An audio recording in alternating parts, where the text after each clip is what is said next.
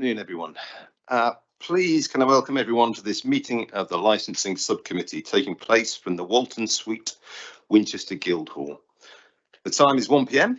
My name is Councillor Malcolm Wallace, one of the committee members of this particular Licensing Subcommittee. The meeting, with exception of determining the decision, is being live streamed and recorded to the Council's YouTube channel. Subtitles are available and advice on how to turn this on is set out on our website. Please can everyone ensure mobile phones are on silent or switched off entirely. In the unlikely event that it is necessary to evacuate the building, the fire alarm will sound. Please follow all the instructions given to you by our team. Right, now moving on to the agenda.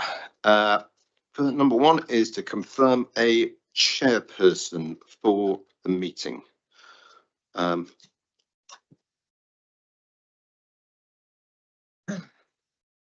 If I may nominate Councillor Wallace for chair of this meeting. I'd like to second that nomination. Thank you. Right. Disclosure of interest. Do members or officers have any interests they wish to declare? No. Okay, super.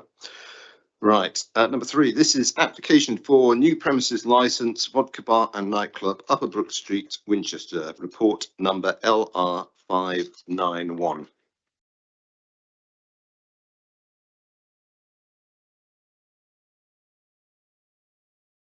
The regulations require that the hearing should take the form of a discussion led by the subcommittee, and that cross-examination will not normally be allowed.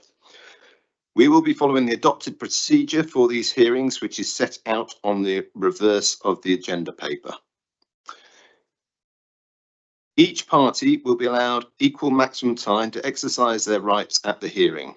I will exercise my discretion to allow additional time if necessary, taking into account the requirement to allow all parties equal maximum time. Only those points contained in the written representations, the report and supplementary documents can be raised. No new evidence can be considered except with the agreement of all parties. Right, we have the applicant at the table, other responsible bodies.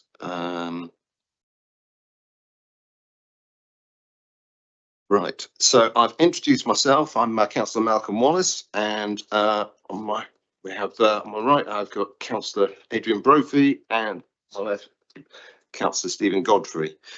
Can I ask the officers to introduce themselves, please? Yeah, I'm Nick Lynn, licensing officer. House Seven Churt, licensing manager.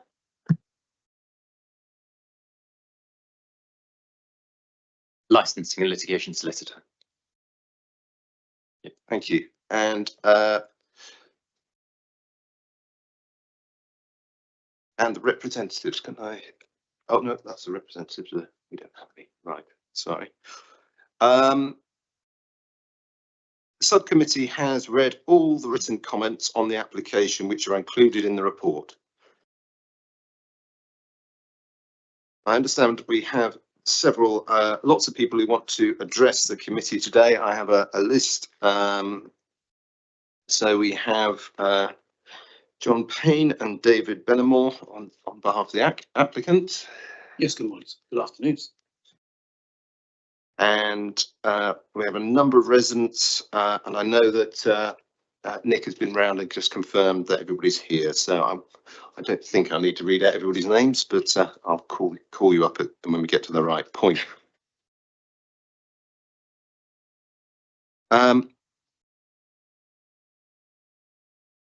We can only consider issues relating to the 4 licensing objectives: prevention of crime and disorder, public safety, prevention of public nuisance, and protection of children. The subcommittee will also have regard to the national guidance and the council's licensing policy. Right, I'd now like to ask the licensing officer or the licensing manager to introduce the report, please. Thank you. This application relates to an application for the grant of a new premises licence under Section 17 of the Licensing Act 2003 for the Vodka Bar and Nightclub, Upper Brook Street, Winchester. The premises has previously been licensed as a bar and nightclub under authorization of a premises license. The premises license was in place from 24th of November 2005 until surrendered on the 22nd of November 2023. The applicant is proposing to operate the premises as mixed use of the top 2 floors, mostly used as a food hall, with several independent food traders and bars and a dedicated nightclub/event space area in the basement area. This concept is based on an existing premises which is already being successfully operated in Bournemouth in a venue called Elch Market by the same company. This application seeks to provide regulated entertainment, indoors only, late night refreshment for consumption on and off the premises, and supply of alcohol for consumption on and off the premises. The proposed hours of these licensable activities can be found on page 6 of the report. 19 valid representations were received against the application by other persons. These can be found at Appendix 2 on pages 51 to 77 of the report. Before the application was submitted, conditions were agreed between the applicant and Hampshire Constabulary and the applicant and Environmental Protection should a licence be granted. These conditions are set out in section 5 of the report. Should the subcommittee be minded to grant the application, members may also wish to add additional conditions which are appropriate to promote the licensing objectives, but should discuss this during the hearing so that the applicant has an opportunity to respond and explain how this may affect their business operation. Thank you.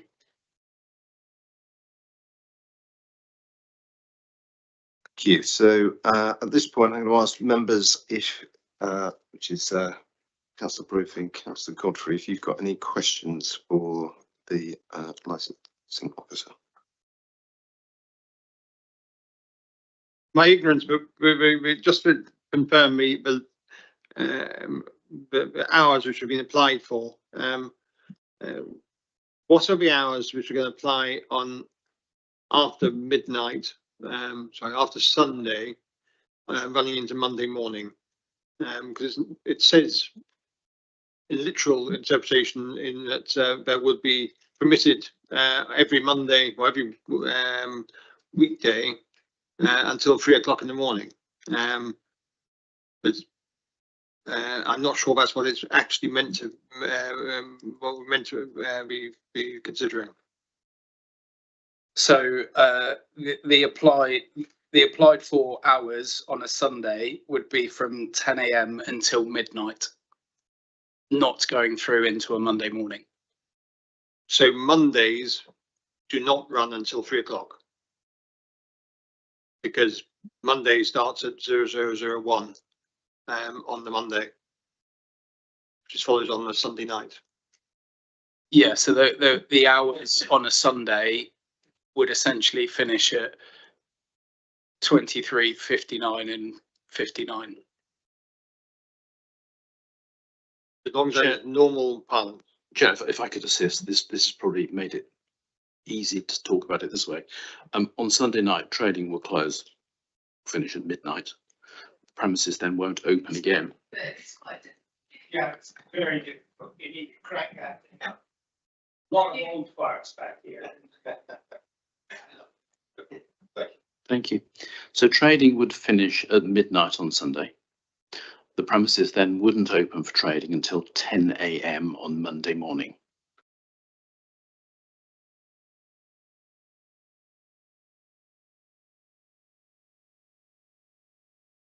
We're obviously considering this application before us today, but I notice in your report that point 1.6, it does note the previous license granted.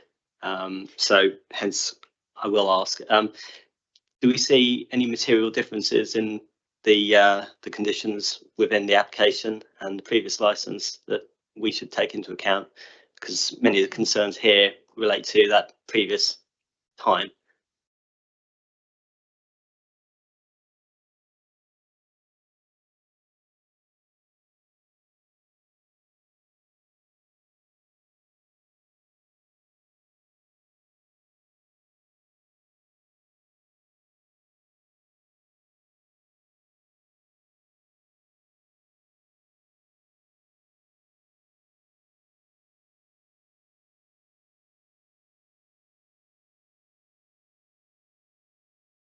Yeah, so on the previous license, the timings for the premises were slightly later. So there was alcohol was through till 4 a.m.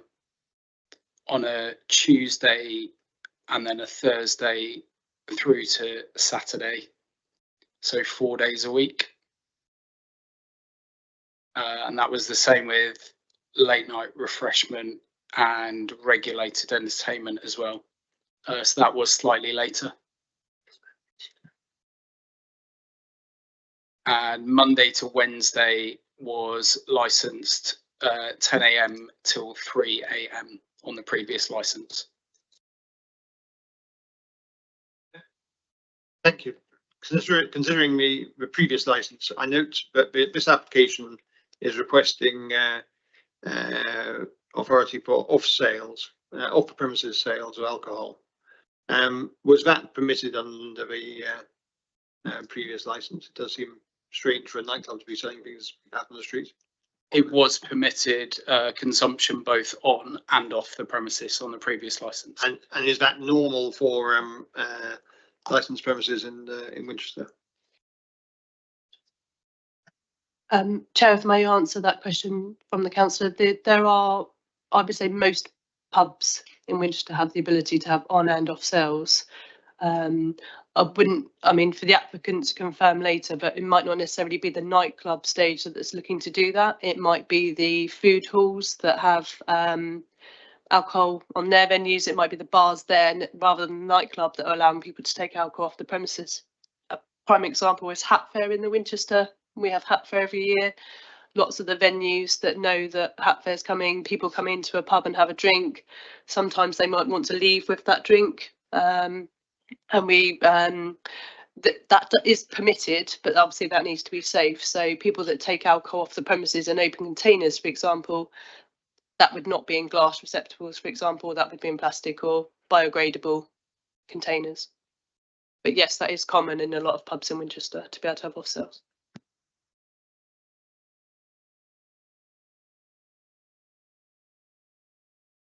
Right, I know we're going to have a lot more questions for you, but I think actually I'd like to keep moving forward along the agenda and get the applicant's president's comments. So I will now move to the next bit and ask the applicant to address the subcommittee to present their application and clarify any points that have been raised. Thank you.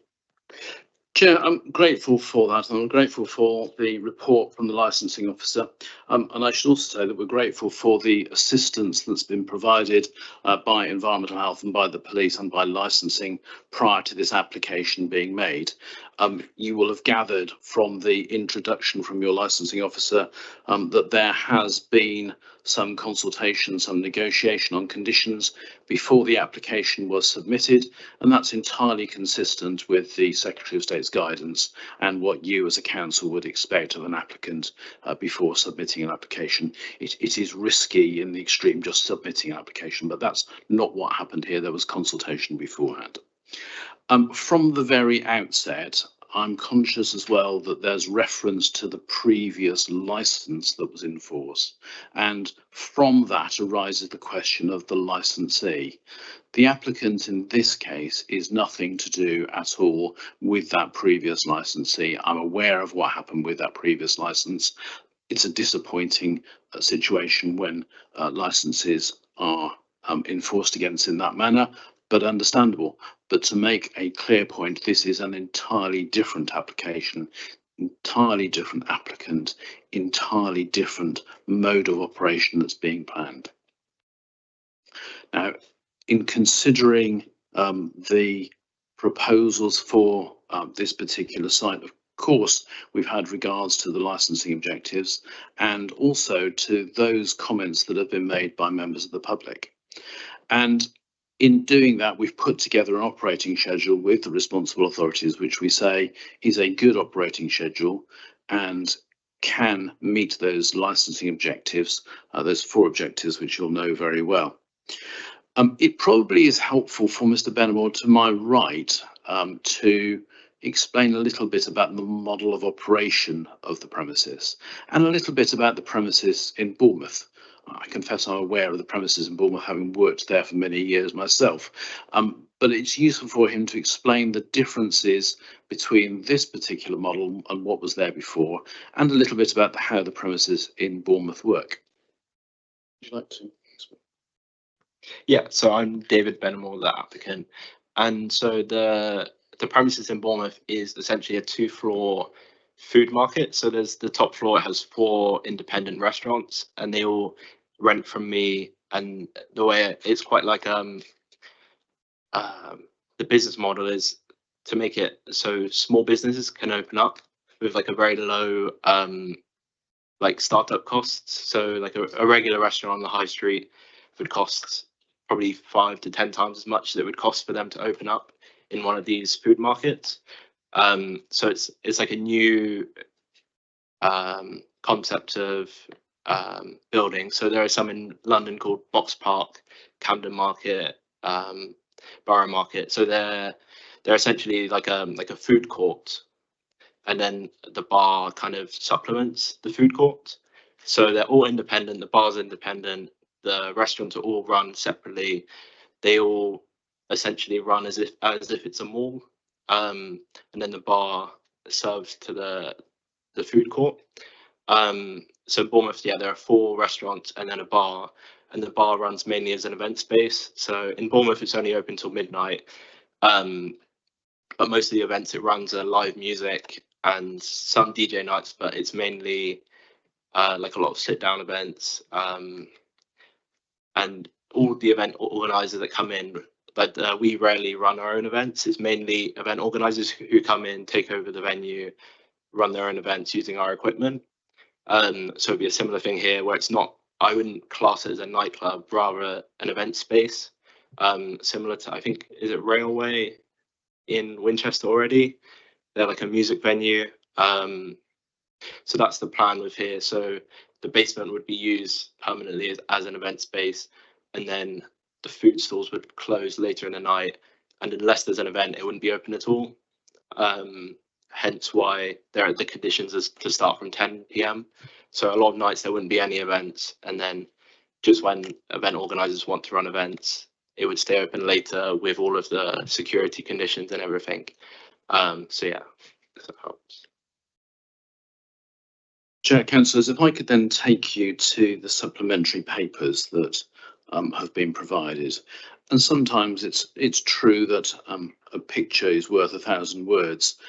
In that supplementary bundle, you have a number of images, representations of what the internal of the premises will look like as proposed. You'll see that a lot of it is set out to tables and chairs. I think there's 4 or 5 pages of photographs which show that set out. So yes. Can I just pause you there? I don't know if members of the public have got that. Have they got that supplementary agenda available to the members of the public? The supplementary agenda was published on the website yesterday as soon as we received it. There have been some copies placed in the public gallery. I've got a few more here if anybody would like to have one. Just for clarity, though, the link to the website with that extra report on was sent this morning at approximately 9 a.m. And there are printed copies here available too.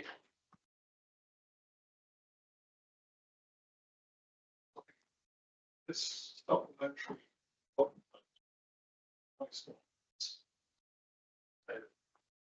morning by email. It's 28 pages. is quite difficult to interpret. And wondering whether it's reasonable as to it's to be expected to have studied it, which will take some hours at such short notice. We were given a deadline to submit any objections, and this is way closer to the meeting. I think it's unreasonable. Point taken, thank you. We'll come back to that. Sorry, I did interrupt your presentation, and I want to make sure you've got the full time. No, that's perfectly right. I understand. Please go ahead. I understand the concern. Hopefully, I can break this down so that the documents, the supplementary papers, are not too difficult to understand and to digest. As I say, you have those images which set out the way that the premises will operate. You can see quite clearly the primary use is not as a nightclub, but it is primarily as a food market with tables and chairs. The bundle then goes on to look at the way that the premises will be controlled and adds something of the fine detail. Now, I need to make it clear that the next documents in the bundle, the noise management plan, dispersal plan, etc., are intended to be living documents. Now, the intention of having them in this format and having a condition that refers to such policies and plans is that these policies can be updated and changed and tailored as and when required. It doesn't need a minor variation or a variation of the license. So that can be done with input from your licensing officer, with input from the police. And it means if there is something that is not quite right in those policies, they can be done at a moment's notice with the interaction of those responsible authorities. That's why it's been done this way. And so you should take those policies as examples of what is proposed at the moment to address those concerns that have been expressed. For example, the concerns about noise from the premises, both from music and from those departing. So you'll see that there's a noise management plan, there's a dispersal plan, there are other plans which go through to the matter of drugs and weapons, and the detail is there. I don't need to read those through. I'll leave those to your leisure to do. An important one is though the dispersal policy. I'm conscious that there is understandably concern about people leaving the premises at whatever hour of the day or night, and that is the reason there's a dispersal policy, to make sure as best as can be achieved that those departing the premises do not cause disturbance to the area. I make it clear there is no intention, no wish for the applicant here to cause any disturbance to those living in the area.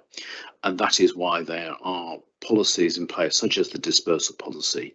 But even more than that, if there are individuals who are reported to the premises as causing problems on dispersal, those issues that have been reported in the representations, the premises will operate a banning policy. So those individuals, if they are identified, will be banned from the premises for an appropriate period, depending on what it is that they've been doing. If it's just a one-off scream, then of course, you know, that might be not something that warrants a lifetime ban necessarily, but there will be a banning procedure. And that is the way that the premises can help to control that slightly difficult issue about what happens when people leave premises. Of course, the guidance is clear that it's a matter of personal responsibility when people leave a premises. But by offering that ability to ban individuals and to have a dialogue with those who are living in the area, to have a telephone number that local residents can call to report problems, that is something that the premises are doing above and beyond what is actually required by the law. So there's the dispersal policy that is in place, and then it's not really a major issue in this particular area, I would submit, but the safeguarding and vulnerable persons policy is set out there.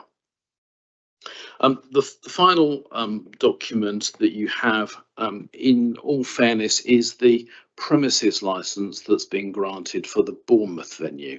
Now, the Bournemouth venue is in town centre again. It has flats immediately above and to one side of the premises. So in that respect, it is perhaps a more sensitive location than this particular premises, where those that have made representations are further along the street. In Bournemouth, they're immediately above.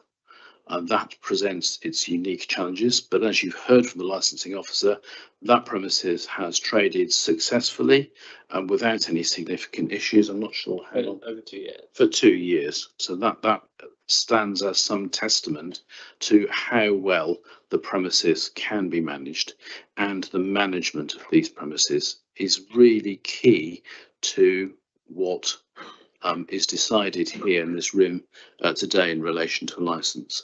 Clearly there has been problems in the venue in the past, but under different management, which one might argue is a whole different ballgame, a whole different matter. The premises licence holder can show that they have responsibly operated premises. So, Chair, that is the application that you have before you. I don't propose to go through any more detail unless you have any questions. I'm sure you will, but the papers say most of what I need to say. Thank you. Can I just go first to our licensing officers, just to clarify that point about the late submission of the additional information. Can you speak to that, please?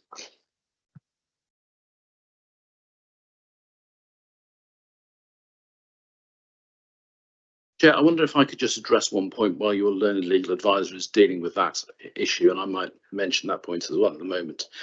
There was the question about off sales. I'm terribly sorry. Let me move this right up here. I hope that was, oh, that's much louder. There was the question about off sales. Indeed, it was common under the old legislation, the 1964 Licensing Act, for any pub to have on sales, but automatically have the right to do off sales. That changed little with the Licensing Act now. But the intention here is indeed that there would be off sales from those vendors who are on the premises, those individual food stores. But there's also the slight issue, which I'm sure will be raised later, about what's called the garden area, which is not part of the licensed premises, and the ability to drink alcohol in that particular area. It's still an area that's controlled, and of course is capable of having conditions placed upon it to control the area. But that's the reason for off license, is that the garden area, but more importantly, those vendors who need to sell alcohol with the food offering that they have.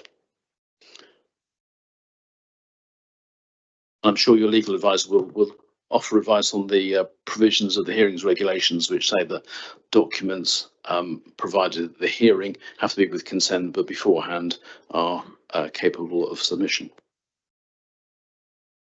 Chair, if I may, unfortunately, the government legislation website, the legislation UK, is down, but I do have a old PDF that refers to what the sister has just said there. The agreement of all parties is only required when material or supporting information is at the hearing.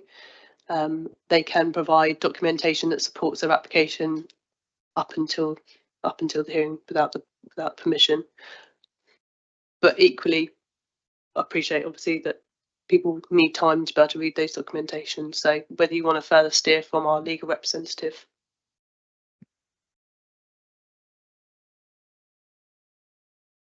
Yep. So I've had a look through the document. I think if additional time is required to have a look through, I know it's 28 pages, but a lot of it is photographs and plans and the previous license. So if some additional time is required to look through the document, I think that should be granted. Or perhaps the people who need to look through the document again can make their representations towards the end, and in that time you can have a look through. But as it's been made clear, because the document was submitted before the actual hearing, there is no requirement for a unanimous decision to exclude that. So that's where we're at.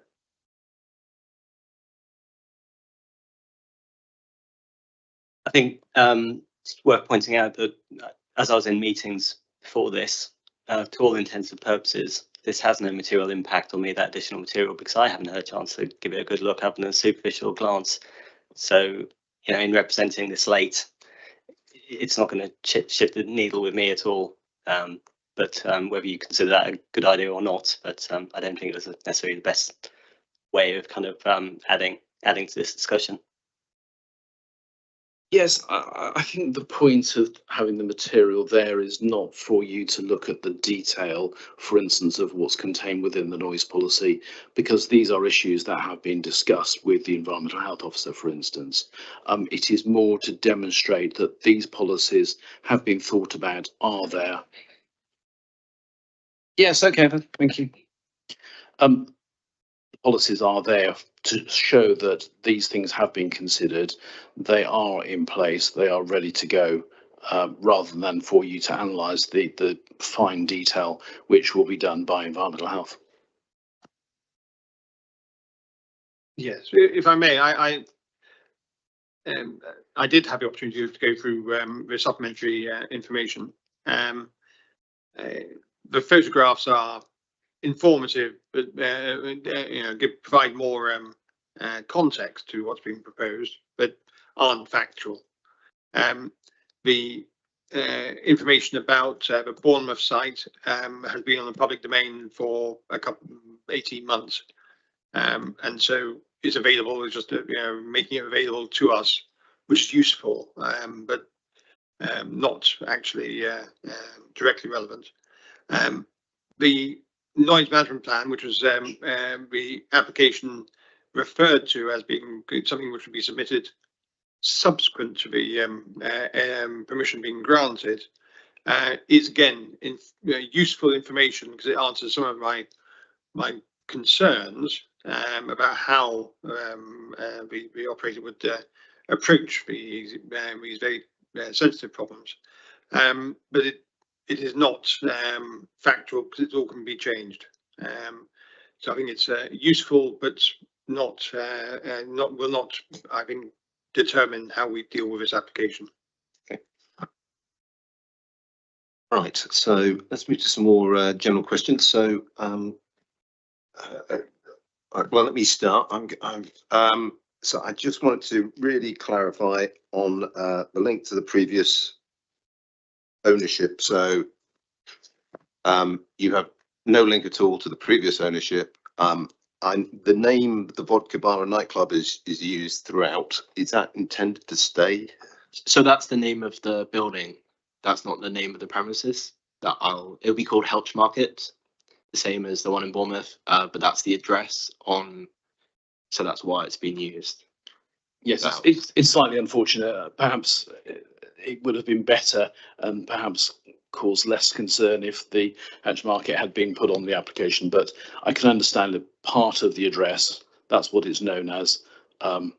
It's helped identify that particular premises, but it's not the Vodka Bar. Thank you. In Mr. Bennebaul's submission, you referred to how you expect the building to be run, not as a nightclub, but as an event space with additional food opportunities and bars. If that's the case, how often would you hope to run events? So in our Bournemouth venue, we run events from Tuesday to Saturday, and then we may run a private event on a Sunday or even a Monday. So it's completely determined by event organisers. I suppose with this venue, because Sunday would be limited to midnight, it would be likely not to run events on a Sunday. Although we'd likely run events as many days as possible. So for someone who hasn't been to a nightclub for a couple of years,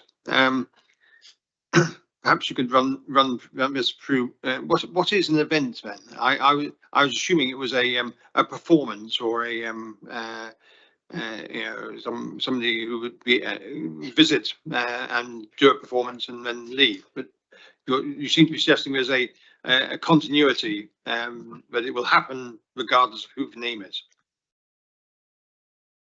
So an event could be something from comedy to in our former venue, which will continue over here. We have a weekly jazz night, so it's like a jazz band. Yeah, so as well as some DJ nights, that's quite common with university students running the events, as well as live bands, solo artists like singing. Yeah, it's quite a range of different things. We've had like clothing pop-ups, so that would be an event as well as art galleries as an event. So it's quite like a vague term, an event. Whereas a nightclub, I suppose, would run every week or they'd maybe run Thursday to Saturday, the same night every week. Whereas this is run by event organizers, so it's dependent on them rather than us running the events.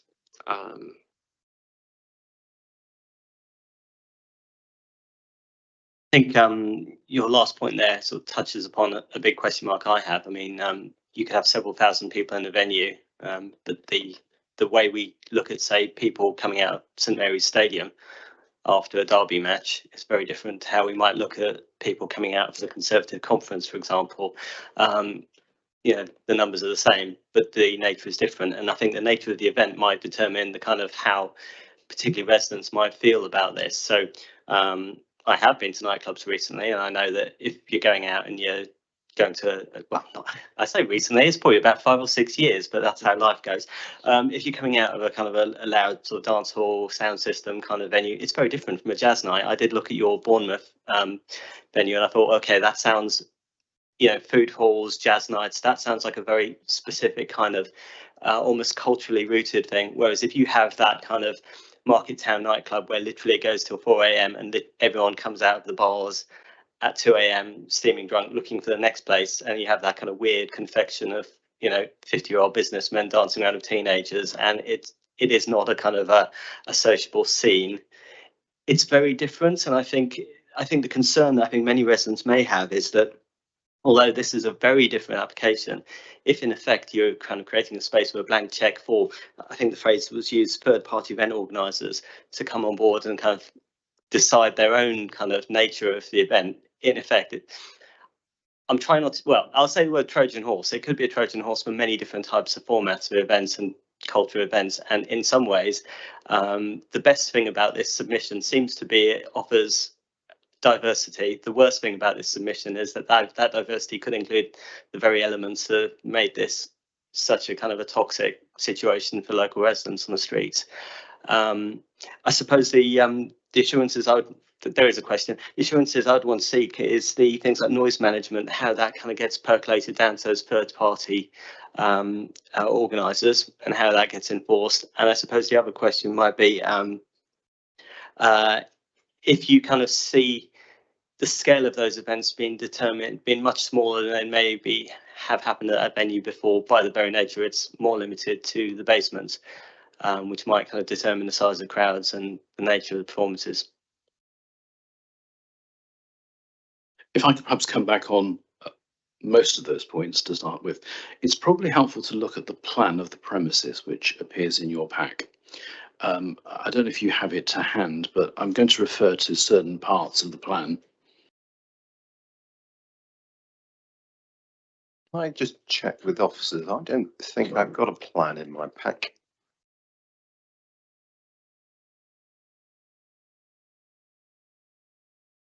Do you have a copy of it in the pack there, John? I've Or got is it one separate to copy your- here. No, I'm just wondering if If it's not in the pack, I'm afraid I don't think we can accept it at this point.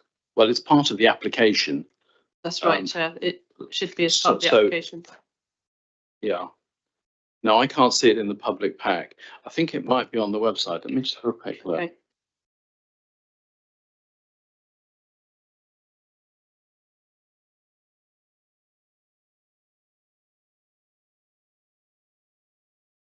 Chairman, just to clarify, that is an error. The plan of the premises is part of the application and should form part of the report. So I can only apologise that that's not been provided to all the parties here. What I can do is arrange for a copy for you to view. I think Nick's got one in front of him now. And I guess to sort of refer back to John in terms of the purpose of the plan and what it is that he wanted to show members for their consideration. Yes, it would be helpful for you to, Sorry, Yeah. so we are, I just want to be 100% clear, we are allowed to consider it and show it. Are we allowed to have a look at it? Yes, because it was a mistake, so it was part of the application.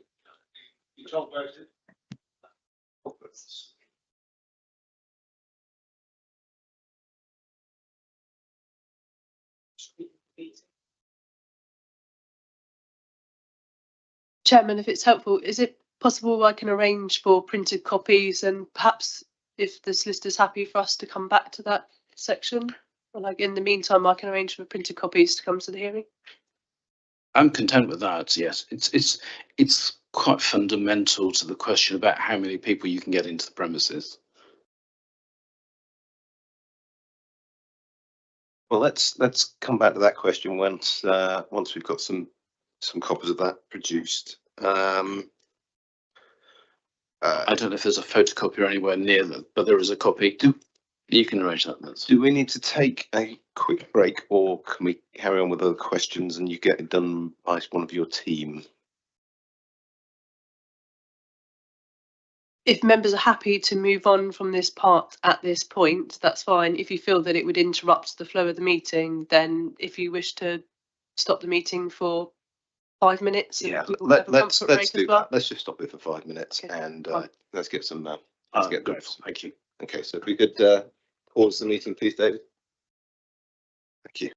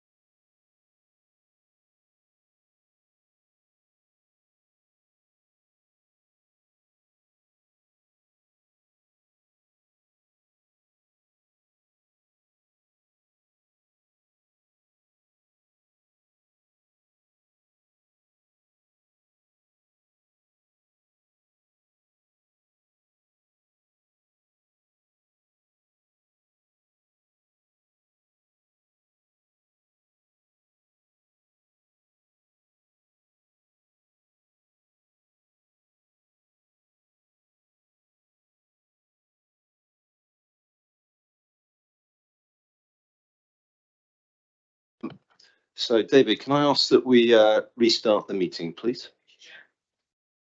Oh, is that done? Yep, super. Right, I've had a general request for everybody to just get a little bit closer to your microphones, please, when you're talking. So that's to everybody. Right, so just to pick up where we are, Adrian, can you just quickly ask your questions again, and then we'll move to the answers. I feel I'm being punished by the chair for asking an extra long question. I now have to recap as best possible, so bear with me. But the essence of it was, in effect, that you've got a mixed, you've got a mix of different third-party organisations. So there's several points to it. So how do you ensure those third parties adhere equally? I did use the phrase Trojan horse to make sure that a different type of performance or a different type of event wouldn't kind of create the character that would, I suppose, replicate some of the concerns and the offences of the previous operators. And I suppose I also wanted to find out about whether the scale of it could change, and to make the experience of residents very, very different from one day to the next. Yeah, I think in effect, the main question I had was really about that kind of mixed use and how you kind of percolate best practice down to different parties and make sure those parties in effect stay on brand with what you presented, because if it's a hands-off organisation, then it feels like these reassurances start becoming less substantive. But to the point about the kind of the scale of things, I think that map has been helpful to see that. Yes, so let's deal with Trojan horses. We're not anticipating having any of those, and we'll also be careful about Greeks bearing gifts. However, let's look at the plan and deal with a couple of issues. The nightclub area, if we're going to call it that, or the event space, you will see the lower ground floor plan.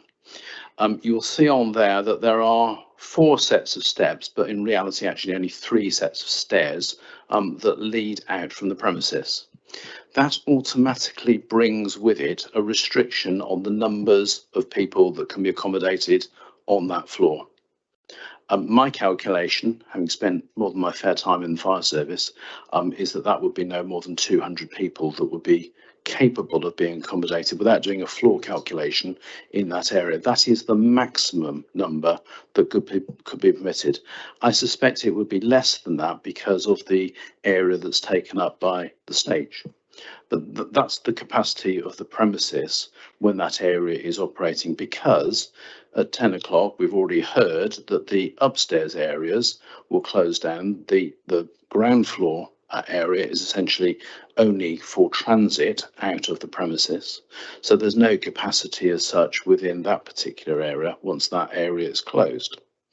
Now, the concern about changing the premises is one that is faced day in, day out with licence applications, and there's an important point to note, that if there were to be a change to the layout of the premises, and things that are marked on the plan as fixed furniture, for instance, were to be removed, and you can see where I'm going with this, if the intention was to let's try and subvertly obtain permission for a nightclub on all floors, once we've got permission we'll take the tables and chairs out. Well, that wouldn't be possible without a fresh application, if necessary a minor variation, or perhaps a full variation.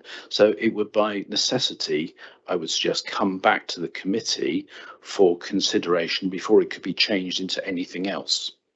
So you have already, by virtue of this plan, some reassurance that this is the layout, this is what we're applying for. We cannot just change the layout and remove fixed tables and chairs and benches and the booths that are there. That's just not possible. It would be unlawful to do so. So that will deal with that particular point. In terms of the what I'm sure is going through councillors' mind, free for all of event organisers coming in and doing what they want. Well, that is not the case. And there are 2 breaks on that. Firstly, the provisions of the Licensing Act. The event organisers who are operating under the terms of the licence will need to comply with those terms. It will need to comply with those requirements, but there is a further step that the that the applicant can put in place and will put in place, and that is to very sensibly have a contractual arrangement with anybody that comes and wants to run an event at the premises. Contracts are quite common in these sorts of arrangements, whereby all the parties know how much they're being paid or having to pay, what they've got to do, who has control of the premises, and most importantly, the contracts that will be issued will contain provisions that the person coming in must comply with the premises license, and more importantly, must comply with the noise control and other policies that apply to the premises, so that that organiser is bound, just as the licence holder would be, to the requirements that are set.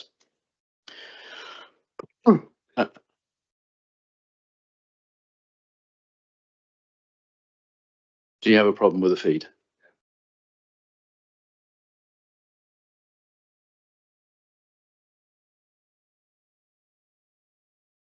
And Karen, very good. Now, we touched on the fact that the policies are a living document. And arising from that, of course, there's the concern, well, you could have this policy today and change it tomorrow. That couldn't happen, partially because the noise policy, for example, in the condition that we proposed, has to be agreed by the licensing authority. Now, with all of those policies, it is a common practice to say that policies shall not be changed unless there has been prior consultation, that's the normal wording, with the relevant responsible authority. That gives you some assurance that we don't today have this lovely policy on noise control and then strike through tomorrow half the contents. No, what would happen is that that would have to go through an informal consultation with environmental health in this particular instance. If it's something to do with safeguarding, it would need to go through the body responsible for child protection. So they would have their say before any change is made. So again, there is a break, there is a control, all those things are kept fluid, but under the watchful eye of the responsible authorities. Early on in your presentation there, you indicated that as well as bar free, the other refreshment operators would also cease trading at 2200. On the first floor, yeah. On the On the ground floor and first floor. Why does it say that? Isn't that what we just said? But the ground floor. Yes, you mean this box. Sorry, this and this would cease at 2200. So they will have the license to. I'm sorry, can I just take some instructions on?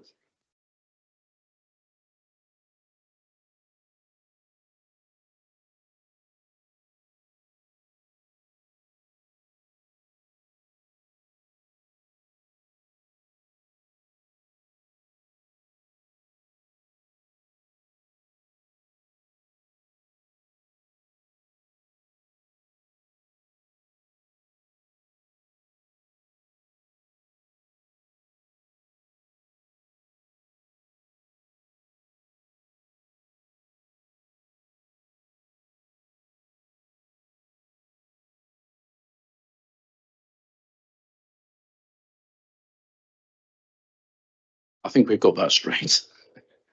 So the preference would be for the bar on the first floor to be able to continue to trade, I assume at a much lower rate. But the main purpose of the ground floor would essentially be transit.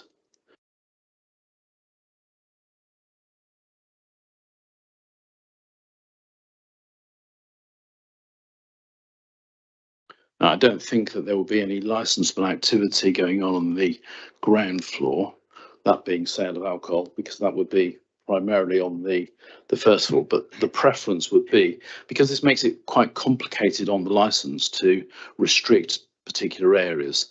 It's all about intention, I would suggest here, that the main purpose after 10 o'clock would be the event space in the basement. There will be transit through the ground and first floor, with some ancillary, if I can put it in those terms, sales on the first floor. I hope that helps.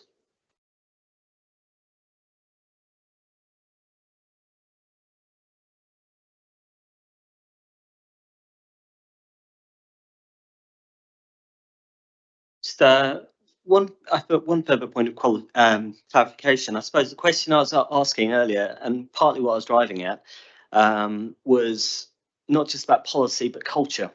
So my point about the difference between a crowd coming out to St Mary's Stadium after a football match versus, you know, out of a political conference, I think it's a case of, well, you know, what is the business model? And apologies if this isn't necessarily fully material to this application, but it's a case of, I suppose it's whether or not there's a, you know, the point about a Trojan horse is whether or not you kind of go back to a type of nightclub which is a lot more kind of aggressively focused, or if they focus that we're being presented here as a kind of a more cultural space, jazz nights, you know, is what we're getting. And I was interested to hear a little bit more about that as well.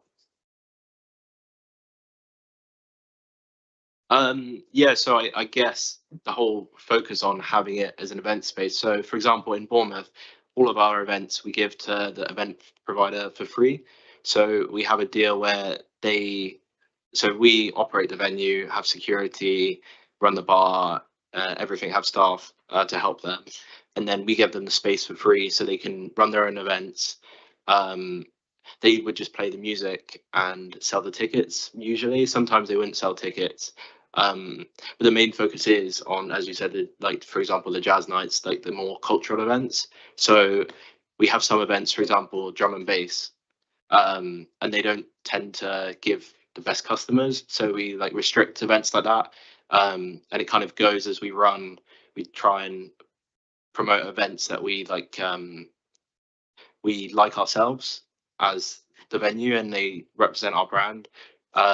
So it's not necessarily events that give like rough crowds or anything like that. It's more events which, you know, maybe older people would enjoy as well as younger people, and more about the music rather than just getting drunk, which obviously nightclubs are usually about.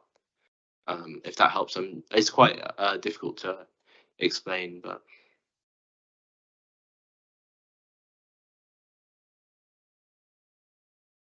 Just one from me. So you've obviously got experience of running this kind of establishment in Bournemouth, but in there it's only open till midnight. So do you have any experience of running establishments that go on beyond into the early hours? So I have a partner who will be, I guess, operating the bar. And he's got a lot more experience running later night venues. Personally, I don't, to be completely honest. Just working and running the bar in Bournemouth and some other venues, but not necessarily late night, not later than this venue in Bournemouth.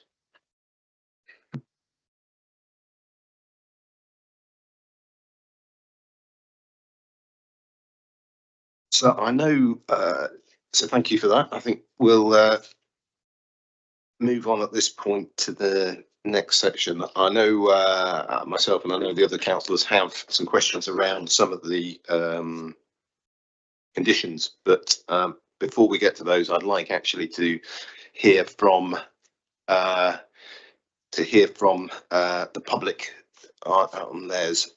So I'll just go back to the agenda. So next part of the agenda is responsible authorities who have made representations will then be allowed to introduce their representations. Now, sometimes at this point we have representations from, for example, the police or environmental health.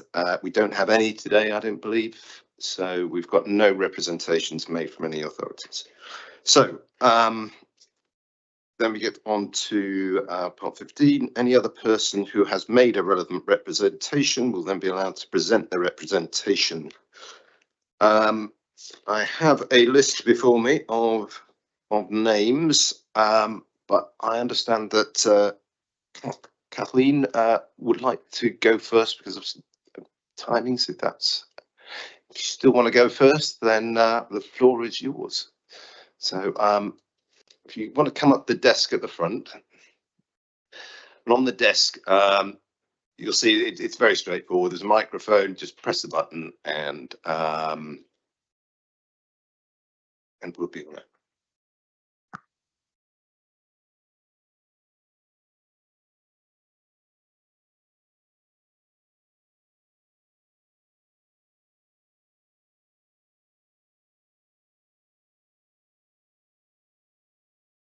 Can everyone hear me okay before I start? So I'm here because I'm concerned about my safety and the safety of others. I worry that should I walk past the venue late at night, I then have to make a really difficult choice of either stepping into the road to avoid people who may be intoxicated or a large group of people, because as you can see, I can't see anything at all. So I walk around independently using a white cane, and I am also on the list for a guide dog. And I would hate to have to try and make the right choice for me and or anybody else in the same situation as me to, work out how to try and get past possibly a rowdy, maybe volatile group of people. The pavement outside the venue is already quite narrow, and I don't think it's acceptable to make anybody, whether you've got a disability or not, to make the choice to step into what is effectively a live lane of traffic. I also have concerns about the the area not being clean enough, let's say, once the venue closes, and it's mainly because of me having, being an applicant for a guide dog, and I'm concerned about what maybe I may step in, or even my dog. Let's say, because we all know that guide dogs are an assistant animal, so that they are a working animal, and it would mean that this, if there was the case, it's more likely that I would need to take the dog to the vet more because of, let's say, broken glass around the area, and this is the only way I can get into town. It's the only way I can walk, is to walk past the venue. Otherwise I'd have to do quite a detour just to go in to town on an evening, or even come back late at night. And those are my main concerns. And I'm also a little concerned about noise from the venue, particularly if, let's say, kicking out time. I know we're not necessarily talking about the Vodka Bar and nightclub now as was, but that was a real issue in the past. They're the main issues I have. So thank you. Thank you. Before you go, I'll just ask if any of the councillors have any questions. Councillor Godfrey. Thank you, Ms. Healy. Thank you for your presentation. I think you live on Upper Brook Street. So going past the applicant's site is there's only one footpath from your house, from your home into the centre of town, because there's no pavement on the other side of the road. Have you encountered problems going along that pavement before or after the previous nightclub closed? Yes, I have. In the past, I was fortunate at the time I wasn't on my own, but I did have to step into what would effectively have been a live lane of traffic to get past drunken revellers, and I really didn't feel safe, so I would never want to do that again. Thank you very much. Thank you very much. Okay, next on my list, I have Mr. Cocker Davies.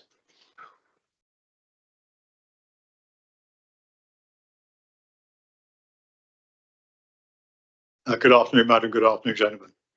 I won't ramble too long, I assure you, but I'd like to basically split my observations into two pieces. The first is my experience of living in Upper Brook Street over the last decade. I have been there for longer, but will restrict it to the last 10 years. I've had my car jumped on and written off late at night all over the roof. That was reported to police and crime. Nothing else happened. I've had individuals chased by the police from Vodka Bar into my backyard in Merchant's Place. They ran over car roofs into my backyard over the wall, smashed my garden, followed by the police. Obviously, they were detained. The police were there. I've had fights on my front doorstep. I lied. I opened the window and said I've got young children in the house, and I was told to F off with my children. This is all 1, 2, 3 o'clock in the morning.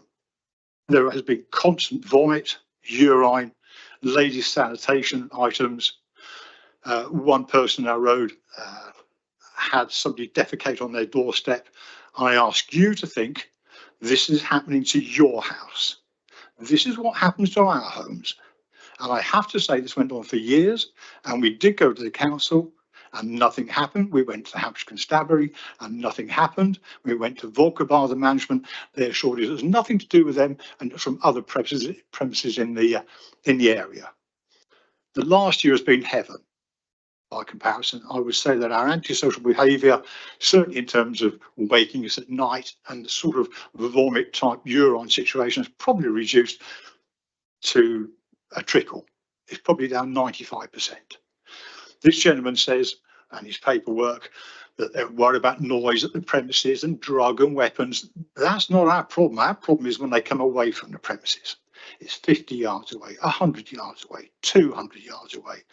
They have no control over this, and Hampshire Police can't control it. And I hate to say I gained no pleasure in this, because I was a police officer for 20 years.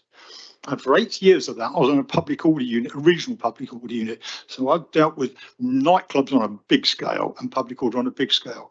You can't control it when it moves off premises. Certainly the club can't. They have no interest in it. It's gone away. So any promises about what happens on the premises means nothing to any of us. It's an irrelevance. That is the reality of living up at Brook Street.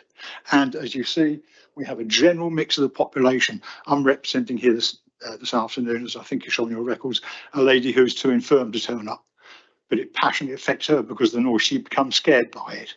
We've got another elderly lady I know isn't here who had her front window smashed. This is after they've all applied all their on-site systems. It makes no difference down the road, and that's what we suffer and have suffered, and it's just completely unacceptable. The second, that's my first part. I said I'll keep it fairly short. The second part, and bear with me on this, it does have a logic which you'll understand in a moment. 5 or 6 years ago, Winchester was regarded, it was named as the best place in England to live, in reports, in the press. 2 days ago on television, it's not even in the top 5 in Hampshire now. Something's going seriously wrong with the city. You can see it out there, it's palpable. Now, you gentlemen, madam, have decisions to make, because this sort of premise makes all the difference to the way the city is viewed by tourists, by residents, by other people that run businesses in the city. And you have got to decide here and now. It's you that are making this decision. It's not the council, it's you as individuals. Is this what you want for Winchester? It might operate down on the seaside. Fine. I don't know. There's 2 questions I must ask. Unfortunately, I don't have the answers. Is in Bournemouth, what are the opening times? What do you close at in Bournemouth during the week, time-wise? Is that 3 o'clock as well? Because obviously we're trying to compare. There's been a comparison between the 2 sites by the applicant. I know they said it was midnight. It's midnight. Yeah. Right. So why 3 o'clock in Winchester? Secondly, I'm not actually sure of how many people the premises would be licensed for. I know saying 200 downstairs, but the premise itself for fire regulations has to have a maximum number of people that it's licensed for. Can somebody inform me of that, please?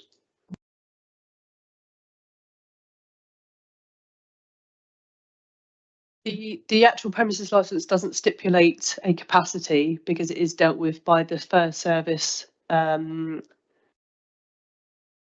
fire safety order. Sorry for the pause. So what happens is separate, because can you hear me okay? Because the fire safety regulations is separate to the Licensing Act, albeit they are a consultee to our applications.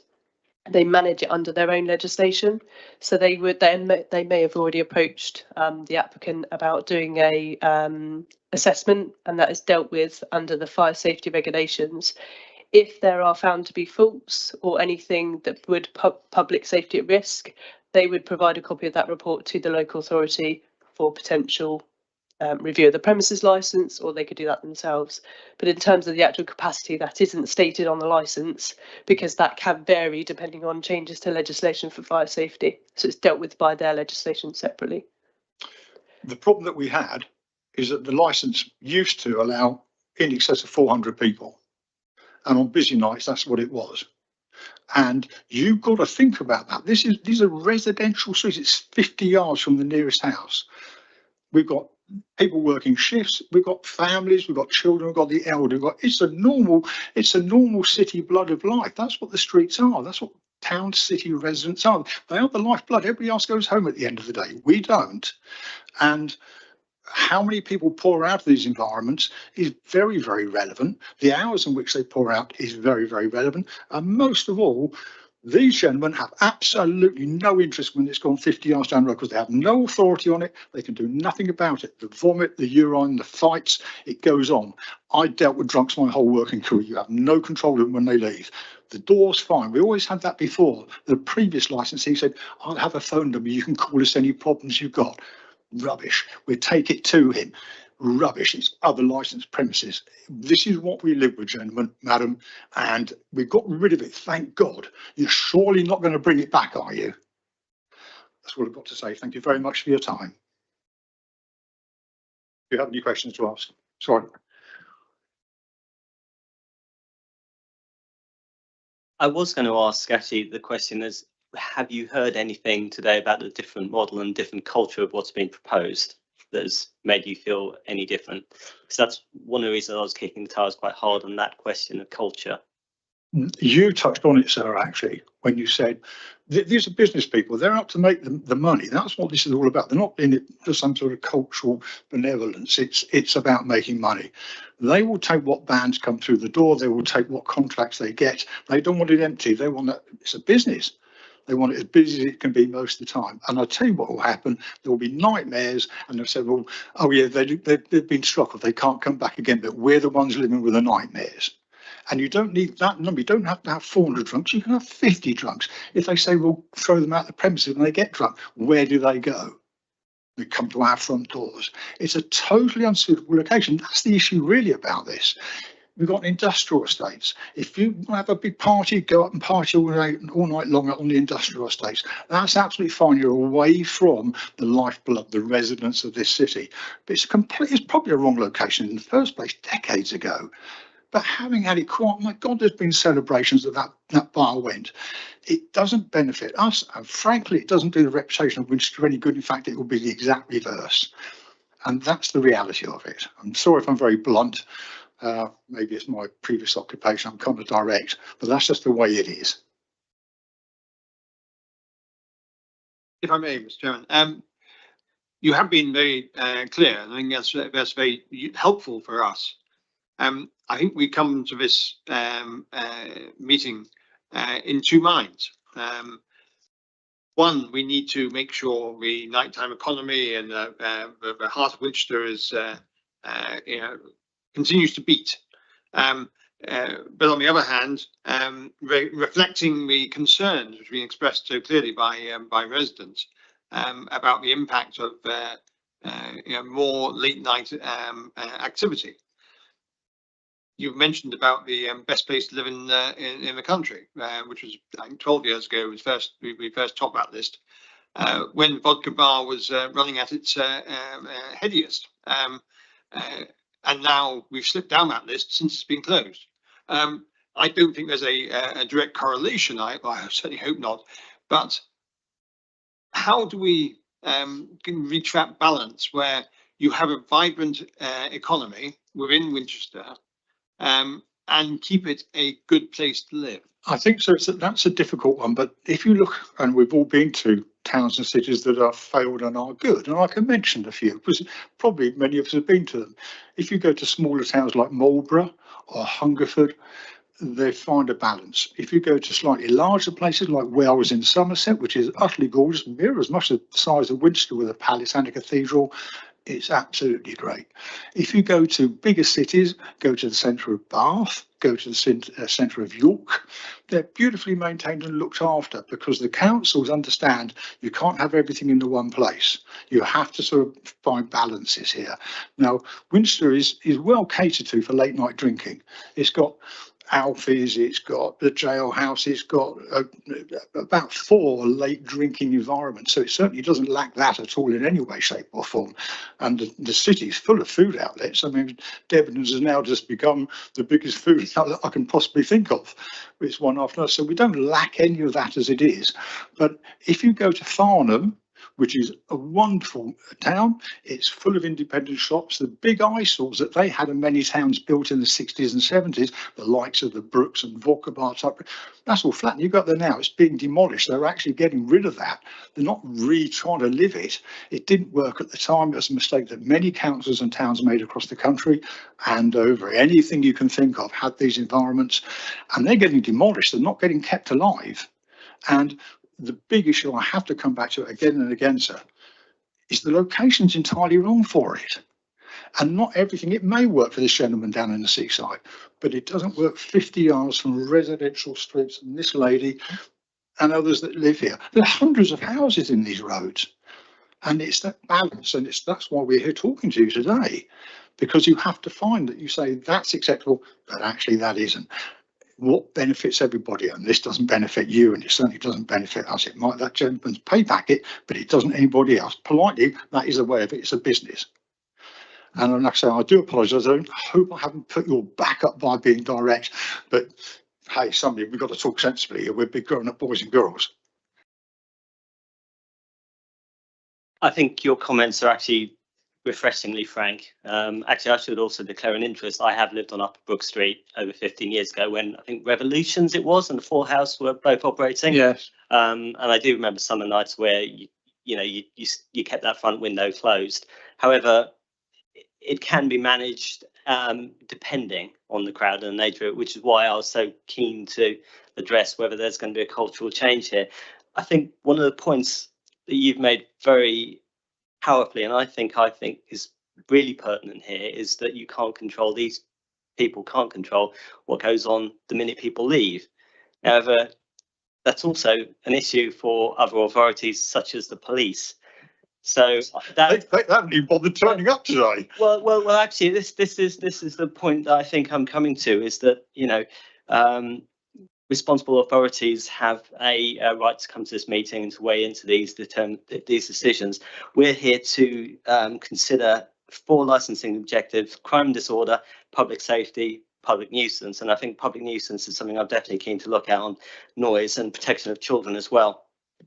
The fact that the police haven't turned up, and the fact that maybe they're most culpable for some of the issues that, that can make or break a successful nighttime economy, I think does leave some of those questions somewhat up in the air. I think they're very important questions, but whether or not that can be placed at the door of a business trying to do something, which to me sounds like it is trying to do something different. Now, the other point I would make about what is welcome in the city is, I think that's an interesting one. I've actually advocated for having more flexible spaces for small businesses in the city, yes, because that's something we lack. And the Shoreditch box park model that's referenced there is actually something I'm familiar with, and I think is something I've actually really desired in the Winchester regeneration. So in some ways, this is answering some of our questions as well as creating more problems. And I think the problems are there. But I think the policing question mark is a big one that you've raised. But obviously, those people aren't here to. The police haven't turned up to make any complaints. I am, like I say, I spent a lot of time on public order. I am frankly bemused by the fact the police aren't here, because they're the ones that have historically had to pick it up. They never turn up on time because they've got no units. I mean, late at night in Winchester there is almost zero policing. It's awful to say, but it's the matter of right across the country. We're not any exception to that. Frankly, they're just much overwhelmed, and this is a new license, and they've gone, doesn't affect the old license, we'll set it aside and move on to new business. That's the way it's working, and I'm disappointed by that, and I think everybody in this room behind me are disappointed by that, but that is just the reality of it. I'm not anti-business. My father was a small businessman and he worked hard at that all his life, and we need variation, but it keeps on coming back to the location. It's just totally wrong, always was. Thank you, Mr. Cordelis. Thank you for your tolerance. I think we've got a few more people we want to hear from. Sorry, did you want to make a point, Carol, or are you? You looked at me and I wondered whether you were going to ask about the police, whether you wanted me to clarify about police patrols. Sure, why not? If it's worth just Yep, listening, yep. so I'm not the police, no, that's okay. I'm aware that there, and actually ironically, Craig, who's from Alfie's, is here watching today. The police do have patrols on Friday and Saturday evenings where they have the neighbourhood team, which I believe is until 10 p.m. and then they switch to I think it might be, don't quote me on the technicalities, but I think it's their response team who then patrol, and they attempt to have 2 sets of teams of 2 officers patrolling Winchester for the late night economy. Naturally, if there is a huge scale emergency, they would be pulled from the city centre, but they are regularly seen on Winchester streets on the busiest nights in Winchester. That is something that was brought in by the Police Crime Commissioner. That doesn't mean they are there solely for Winchester patrolling. They can be drawn elsewhere, but they are regularly seen on the streets in Winchester on the busier evenings. I believe until 2 a.m. I can clarify that. And actually, I thank you for raising that, because what is relevant to that is that you're quite right. They will have probably a van, double crewed and whatever else. If one of those is called away on a good old Friday night domestic, that's 50% of your cover. You have 2 officers left. They won't be fielding any more than 4 or 5 officers out on the beat in Winchester on a Friday or Saturday night. That is the cover of Winchester and many other towns. And anything will draw 2, 3 officers away. Can be an accident that nobody else is there to go to. There's nobody on the streets. It's a shame, but it's just the reality of it. And this cover it's a bit like a defence system. I would say we've got defence, we've got no defence. That's the truth of it in the country, and the policing is unfortunately the same. The numbers are what they are. You go out and walk along Jury Street Saturday night at midnight and see how many policemen you see. It'd be amazing if you saw one. I'm sorry.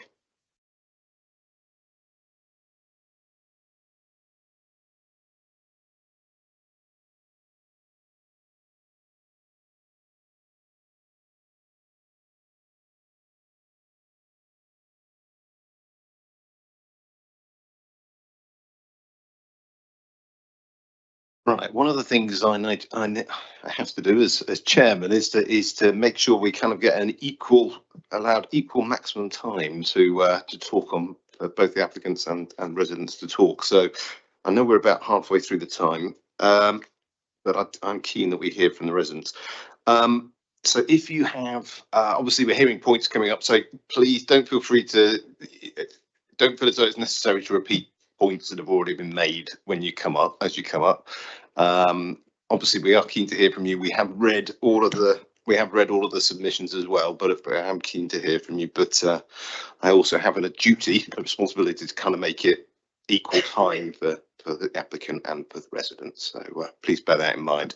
Right, next person is Councillor Rachel Aaron, please.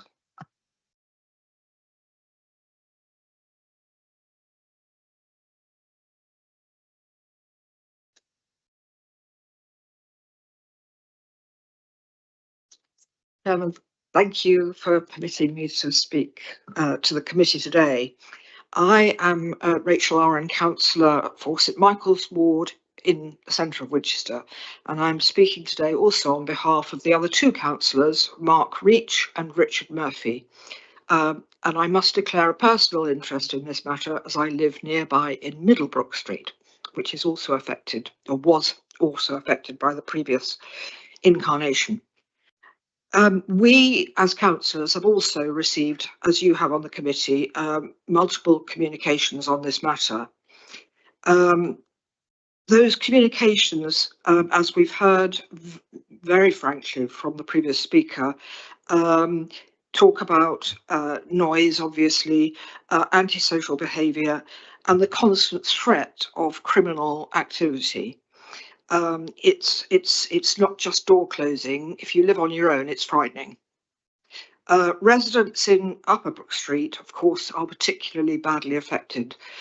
But residents living in the city centre above retail units in the town centre and late night walkers also suffered at that time. All routes home in the surrounding streets were affected. So I think that given the nightmare which the previous incarnation of the nightclub caused, our preferred option would be to refuse this application. However, I do understand the contrary pressures that you are facing in terms of nighttime economy and so on. So if you were minded to grant the licence, we as councillors would want to impose very tough conditions on the new management to test whether they are capable of running a nightclub responsibly. For instance, and this isn't not an exclusive list by any means, it's just things that occurred to us as important conditions, that there should be patrols paid for by the licensee outside the premises, checking on how people disperse at the end of the evening, especially in Upper Brook Street, Parchment Street and Middle Brook Street. There should be restrictions on outside smoking areas at the back to keep the noise down in Parchment Street. And there certainly should be no alcohol in those outside areas, which I think looked as though that was covered, but that would be very clear to me.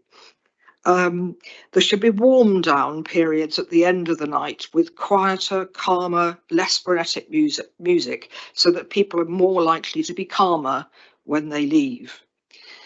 In my view, there should be no drinks leaving the establishment. I mean, I'm talking about the nightclub, and I can see it's confusing with the food halls who might want to sell bottles of wine, but there must be ways round this. What we don't want is people buying a lot of drink just before they leave and then using the streets to continue their fun. And lastly, and I suppose this is most important, we would want to reduce the initial opening hours. I mean, the latest midnight, preferably 11 o'clock, but latest midnight for a trial period of 6 months or a year, subject to the people who run the nightclub proving that they can keep people under control. And if there are any complaints during the trial period of reduced opening hours, they wouldn't get to extend to 3 p.m. I note Bournemouth has restricted till midnight, and that seems to be, if it's running well, that seems to be a good idea. Now, these managers have not claimed that they are not responsible for what happens outside the premises, and that does them credit. But we need to challenge this new incarnation by saying that as there's been very little trouble in the years since 23, in my street anyway, and from what my fellow residents say, in other streets, it is incumbent on this incarnation to make sure there is no disruption after they open, as if there is disruption, they will have been instrumental in causing it, and therefore they must take responsibility and prevent it. So those are our tough conditions, preferably to refuse, but understanding the different pressures on you. If you are minded to agree to this application, we would want to impose very tough conditions in negotiation with the owners.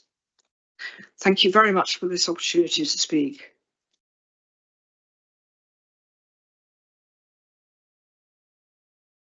Thank you very much. Thank you very much. Mr. Hambidge.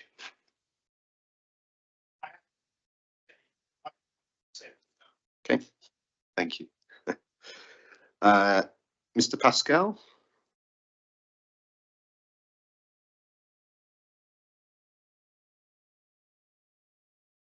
you, Mr. Chairman. Can everybody hear me? Yeah. I won't go through too much of what was in my written objection, because you've read that. But if I could reiterate the fun activities of people leaving the vodka bar. I am not in particularly good health. I won't go into details, but sleep is something that is essential.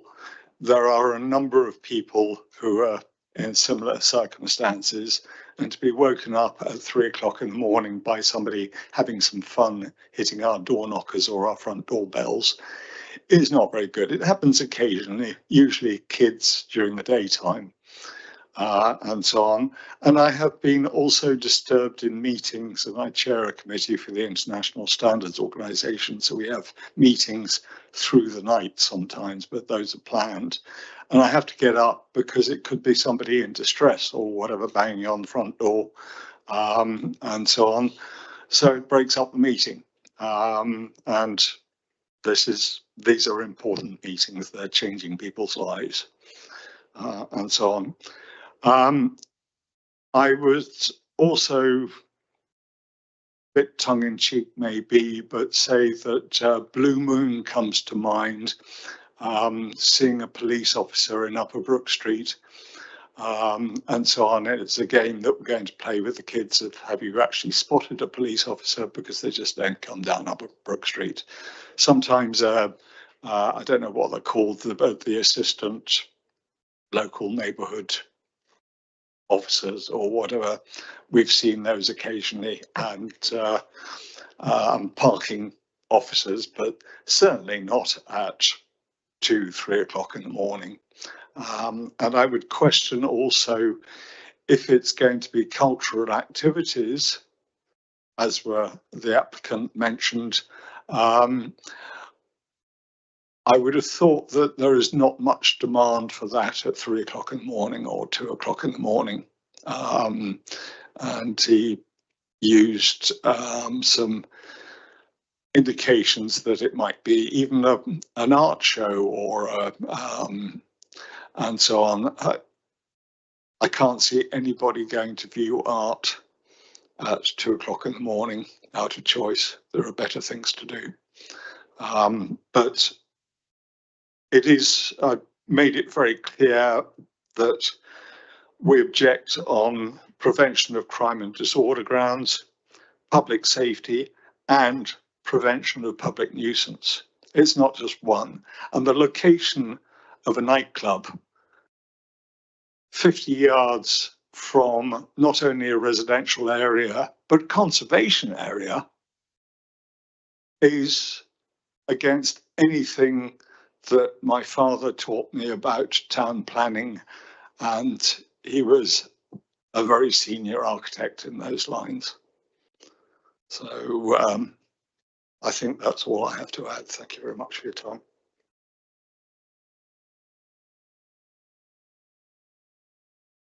Well, Mr. Pascal, I'd like to thank you first for your letter, which I thought was excellent in as much as you framed it exactly in the terms that we have to consider as a committee. You've also mentioned working, with ISO, and you understand that when you have a set of guidelines in front of you, compliance with those guidelines is the first responsibility, which is where we are. So you framed it in terms of the questions we have to ask, and our job today is to try to understand not what has happened in the past necessarily, because you can't hang someone for something they haven't yet done. No. I think your first point that you made in the letter was also actually, I highlighted it here because it was almost the crux of the problem that we have today, which is, I'll read it, is to my knowledge, the operation of the premises has not been experienced under the management of Benamor Limited, so the objection can only be made of experience of major disruption experienced with vodka bar and nightclub when it was last in operation. In the absence of increased actions to prevent trouble caused by customers leaving the premises, and in the absence of the police presence, it must be deduced no improvement will occur. So that's in some ways speculation as to what the police will or won't do. And also, but you've conceded there that we don't know what sort of beast this is. And I think the nature of my questions at the beginning about the culture of this venue, about the nature of it, about the scale of it compared to what was there before, is trying to get to the bottom of this as to whether or not we can actually, consider this as being a materially different type of venue than what has gone before.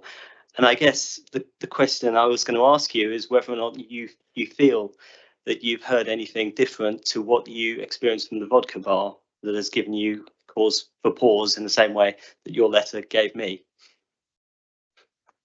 Apart from the fact that they are going to be serving food, the off-license sale or off-the-premises sale of alcohol worries the living daylights out of me. Because when they close, they'll have even less control about what happens in the local neighbourhood. And where are the bottles going to end up? Usually on the pavement, rolling around, or even on our windowsills. Very nice. They don't want to drop it on the ground, so they put it on our windowsills. A little present for us, and so on. My biggest concern is the siting of the building. Having had it as a nightclub in the past, it was absolute hell for us in Upper Brook Street. Forget about whether you can have your windows open or closed. The noise was horrendous. The human waste all over the ground when we got up in the morning and having to clear up the rubbish and things like that. And I reiterate, the First Lady to speak in objection mentioned that she had difficulties in getting past the entrance. I've experienced that, and I've had people not so politely but say, why don't you walk in the road? Well, that road is busy at the best of the times, and it's going to be even busier because no doubt trucks will be parked to deliver the food and alcohol into the vodka bar and so on. I believe it's a double yellow line, but nobody takes any notice, and so on. So being forced out into the live traffic with trucks going past, it's dangerous. And I walk down there. It's my way into town. And it's, it's a massive detour to go down another street. So I'm concerned. I don't see, unless there are fixed things put into the license, if the license is granted. I mean, one, I don't believe it should be there. And two, I think the hours are far too long. For what is being indicated is probably, I mean, nothing is here definite. It's going to be outside organisers who organise the events. We don't know. And I'm worried that it can all be done in good faith, and yes, we believe and stuff like that, but things creep. And I can't have any optimism that things are going to be any better. Might be fine for 6 months or something like that, but look, beyond that, I need some guarantees, or I'll have to think about where I'm going to live. And it may not be Winchester.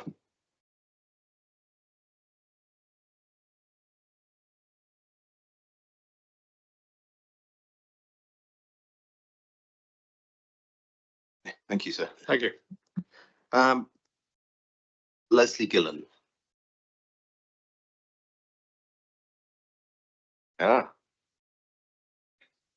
It's entirely up to you.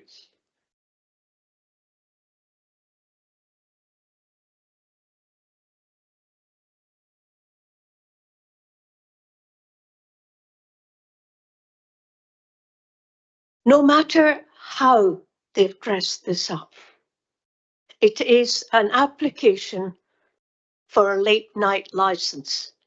dress it round any other way you can. They've asked for all sorts of things in the past, apart from an afternoon tea dance. This is a late night license application, late night drinking both inside and outside the premises. This is entirely wrong in my view.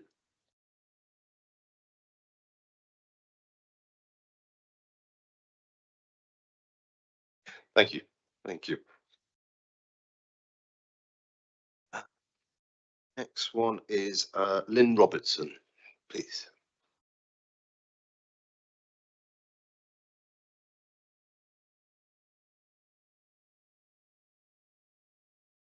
Thank you, Chair. Thank you, councillors. Thank you, staff team, for all the help you've given me. Very useful. My position, where I live in Winchester, my home is in Upper Brook Street. I walked it to the vodka bar and I live about 85 paces away from the bar. That's where I am. The Winchester City Council has helped us as residents in securing the new GP surgery, and that is approximately 50 paces diagonally opposite the proposed night club stroke venue. The cathedral, the heritage site, which brings so many visitors and so much money to this town, this fine town, has a signage near less outside the vodka bar. It also points to two churches in the opposite direction. Upper Brook Street and the Brook Streets are residential areas. Transport and climate emissions. The Winchester City Council plan points to neighbourhood and community benefit. Why then? We will have delivery vans coming during the day and night to supply the proposed business practice. The road is narrow, and you've heard fully about that. This will increase the level of congestion, the level of emissions. Transiting along principally Upper Brook Street, but not exclusively, are children in buggies, in the emissions, going to speed school or coming back from school. You have very elderly people who cannot move quickly. They are using walking aids. So they're breathing up these fumes and the extra fumes. And then to add an extra layer of madness, we're looking at a scheme where there'll be emissions increased with people heading across the road to the GP practice where they have breathing difficulties and receiving treatment. That is the geographical position that the club or venue are located within. Police, my neighbours have already given you a lot of discussion on that. I won't add to your listening. But I fear when I'm at night in my property, I live alone, so I know just what it's like when I hear people screaming or thinking it's great fun to play with road signs and smash them down on something. I do not want, any more than my neighbours do, to live in a street which is used as a public toilet or to open my front door to lakes of vomit. Past behaviour will be an indicator of what will happen. Public safety matters, and it is a priority for me. Safeguarding. Upper Brook Street has this young population, which is great. We're a big demographic mix through to elderly. The residents clearly need protection, and a plan for these revellers' behaviour does not fit in that. People have breathing problems, and we're just adding to the NHS bill by this scheme where people will have to get medical treatment for their nerves or for their breathing because of the emissions. My conclusion.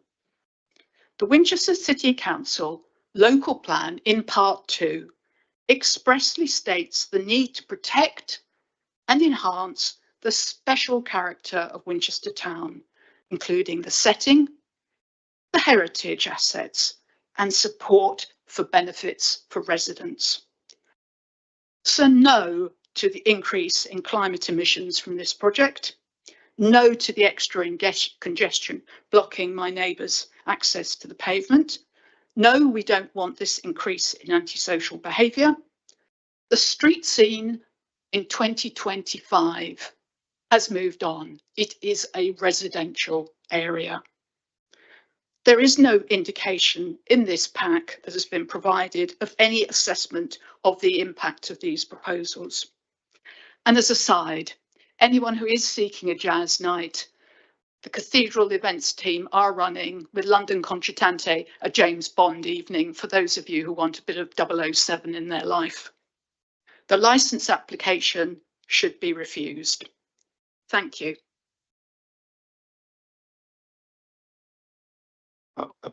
Before you, Sorry. If I may, thank you, Mr. Chairman. Thank you for your presentation. You mentioned about the distance from your home to Yes. the nightclub.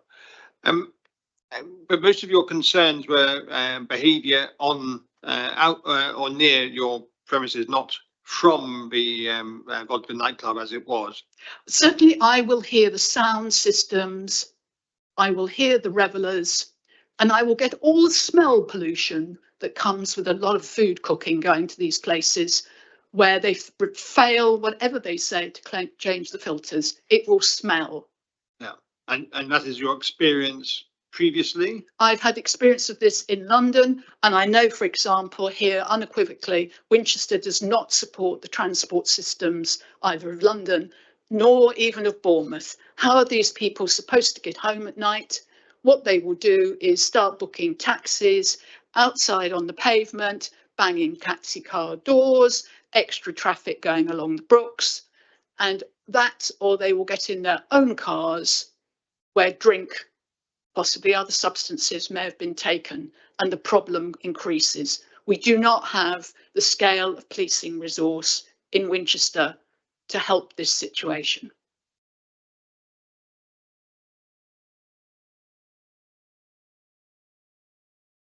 I'm actually wanted to pick up on Councillor Godfrey's point about the nature of the noise, because obviously one of the things I think has significantly moved on since I was living in Upper Brook Street was the outside, or the need to have outside smoking areas.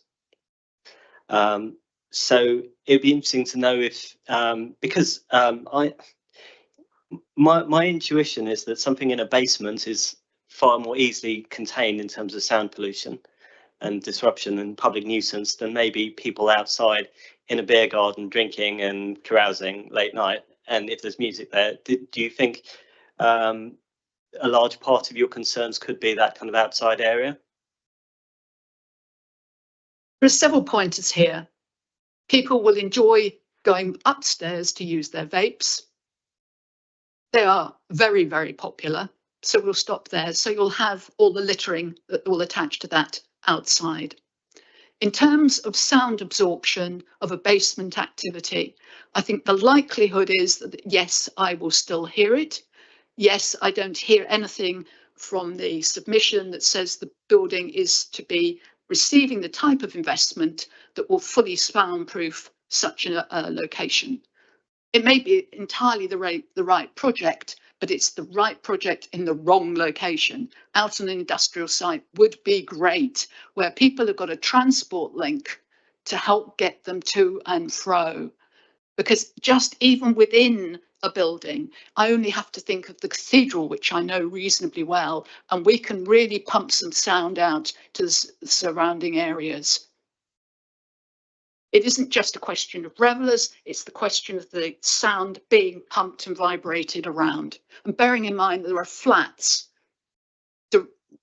within what, less than 50 yards in the next steered block over the Hampshire Chronicle building. Yeah, those are people's residential homes.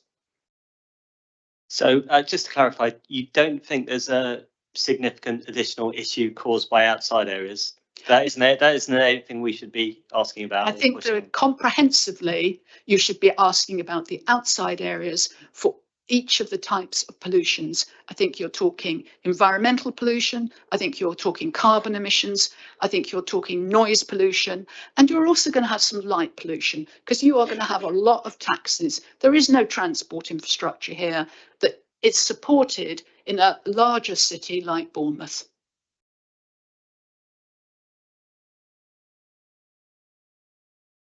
Thank you very much. Thank you, Chair. Adrian Hutton. I'm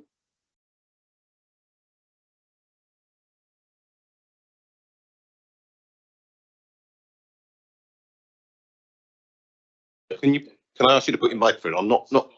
It is when you go red. There. I'm on red. Got it. I've lived for 20 years now in Merchants Place, number 8, and that is back off the road of Upper Brook Street. And yet, over that time, we've been affected, just like everybody else, by the general level of noise. And also, when you come out into Upper Brook Street the next day, there's a noticeable increase in the amount of litter, everything that's been going on there overnight, which is disappointing. It occurs to me now that we also have Domino's Pizza and KFC, and all these things over all those years, I think, have been in the wrong place. It also seems that you have now deemed the centre of the city, the Lower High Street, suitable to have a huge number of outlets where Debenhams was. So I'm just wondering what your policy is going to be in the future. Are you withdrawing it all into the centre, which would be devoutly to be wished as far as we're concerned? I think we've always felt that these places just are in the wrong place. And really, I have no other observations because they've all been made. Thank you. Thank you. Thank you. I think the final person we have down on my list is Scott James. Is there anybody else who was anticipating to speak? No. Okay. Super.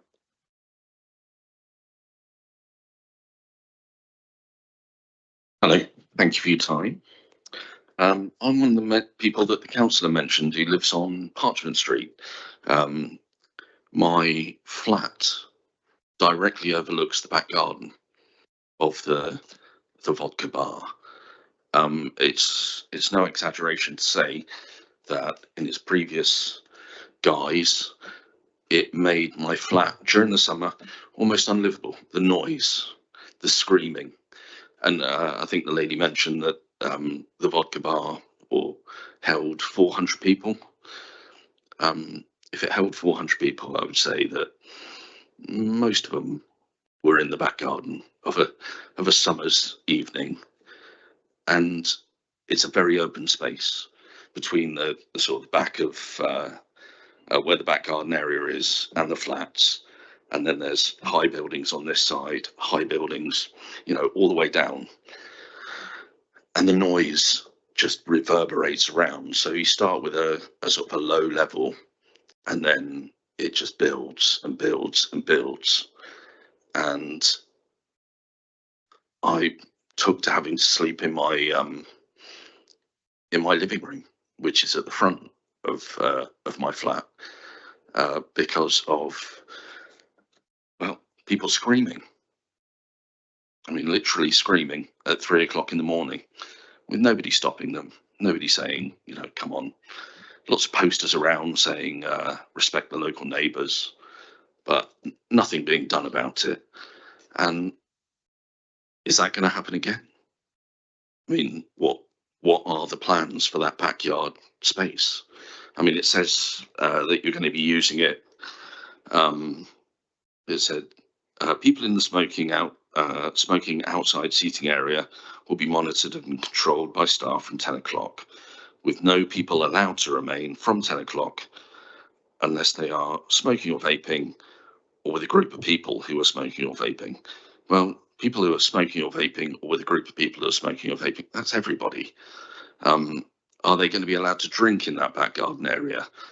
I think when the license was granted, one of the caveats was it was a smoking area.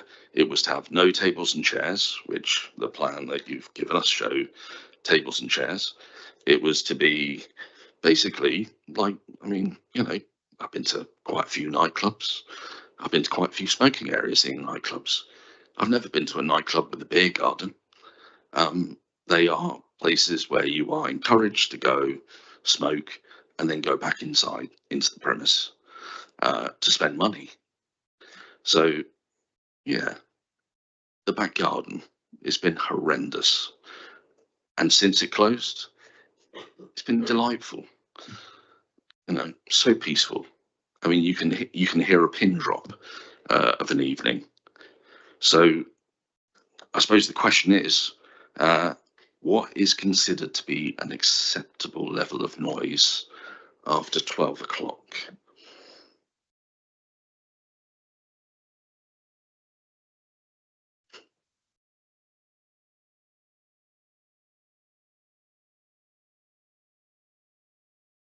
See, less a question, I suppose, a response to what you've just said.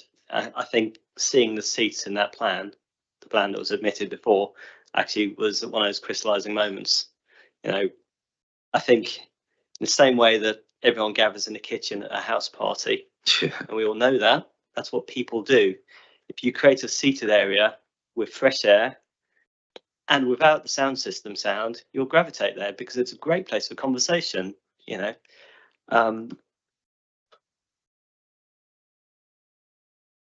So I think I'm being cautioned to ask a question, and I suppose the question would be: can I direct a question to the applicants at this stage? No, we'll wait for that. Okay, I think we'll put a pin in it for a question later to the applicants. I think, well, I mean, I read up on it, and the World Health Organization suggests no more than 40 decibels late night after 12 o'clock. So there was even an article on the BBC website about the danger of noise this week, in fact. So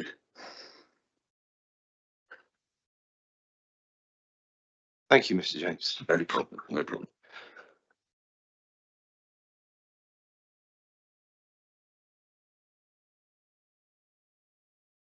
Okay, we will have a break for 10 minutes. So we'll start again at 3:10.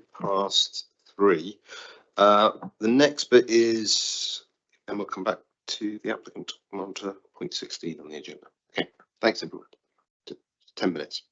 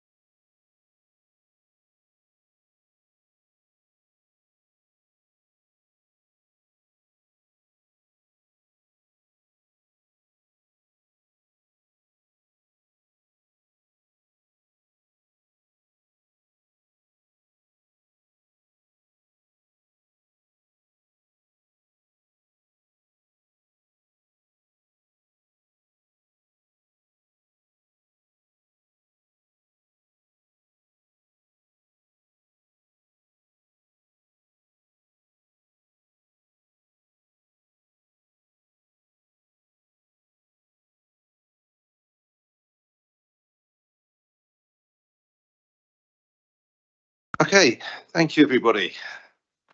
We'll restart now. So, really thank you to all the residents who've taken time out to come in and talk to us today. Really appreciated that. So, the next part of the agenda is item 16. So, the applicant premises license holder may address the subcommittee in order to clarify any points or issues raised by the representations. So, back to you, folk, about anything you'd like, any additional points you'd like to make at this point. Afraid by summing up, indeed, I would. Chairman, members of the committee, I'm conscious that there have been problems at this premises in the past, but the fact remains that this is a premises that did hold a licence and it lost that licence. This is a premises that was granted planning permission to operate from where it was and still has the requisite permissions to operate. This is, of course, not a planning matter. So the questions about demand and need, these are relevant considerations for planning. The location, that's a relevant consideration for planning. It's not a relevant consideration in terms of the licensing regime. Now, the licensing regime is a panacea for lots of things, but it's not a panacea for all ills. And as you'll be entirely familiar, there are other regimes such as planning which are there and designed to take control of certain situations.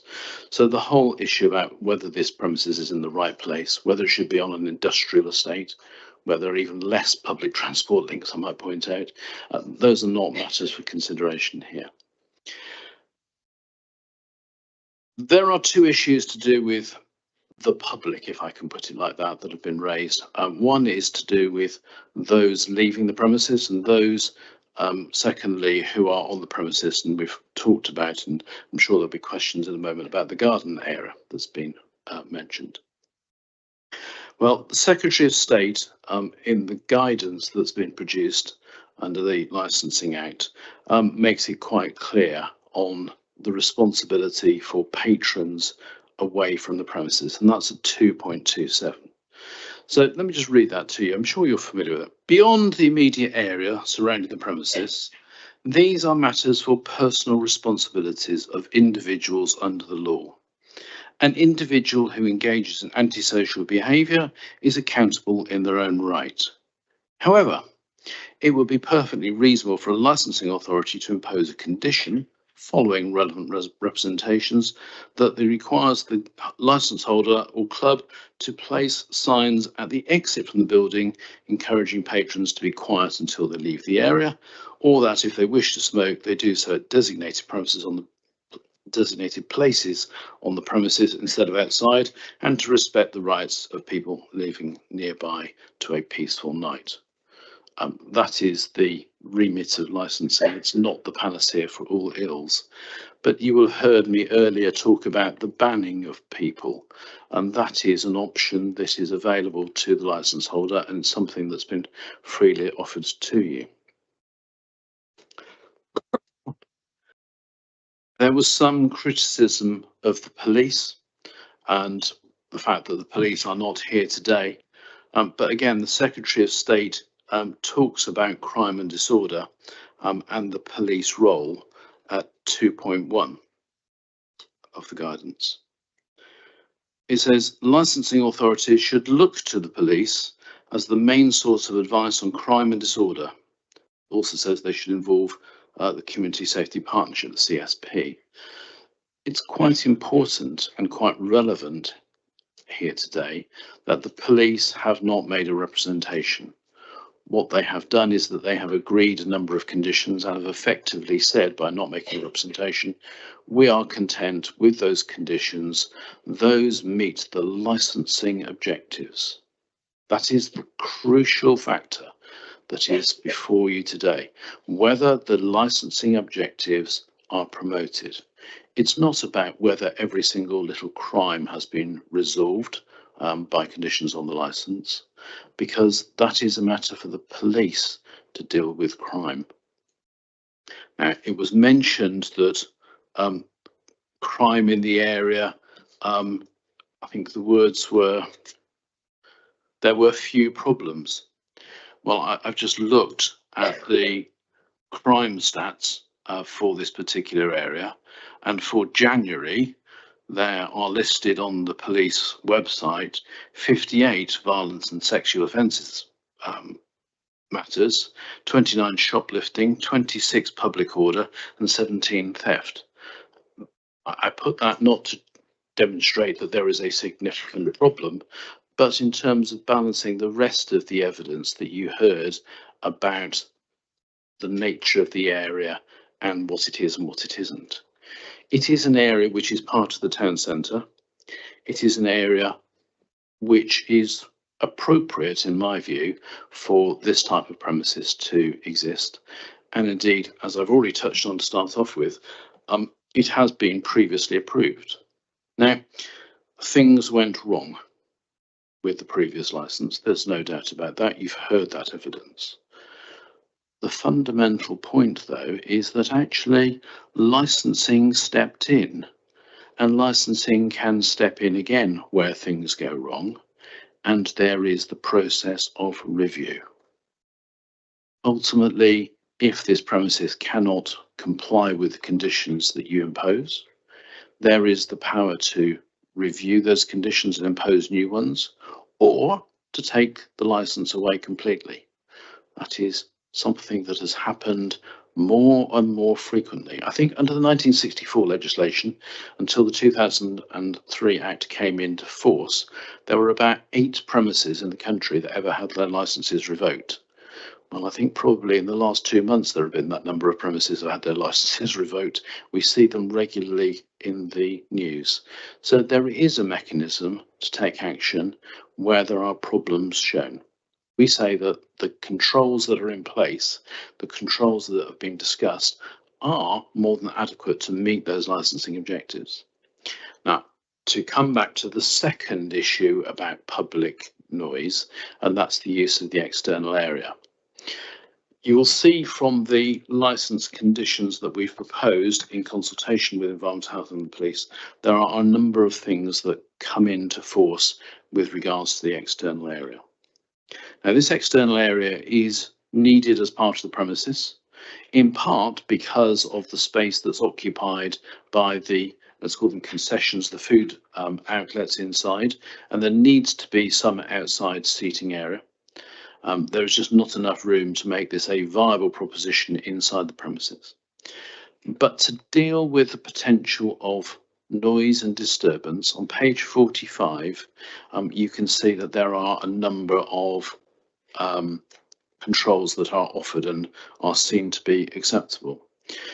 Under the prevention of public nuisance, you will see, for instance, that there is a requirement that from 2200 until venue closed, the bar on the plan marked bar 3, I think that's the one outside, which faces the outside seating and smoking area, will be closed and will provide no service. On the previous page, page 43 under public safety, from 2200 hours until the close of the venue, the smoking area, that's the area we're talking about, shall be monitored by SAA door staff being the designated the designated smoking area during licensable hours. So there will be somebody actually in that area making sure that people are behaving themselves and causing no disturbance to anybody who should live nearby. Clearly, some control is needed.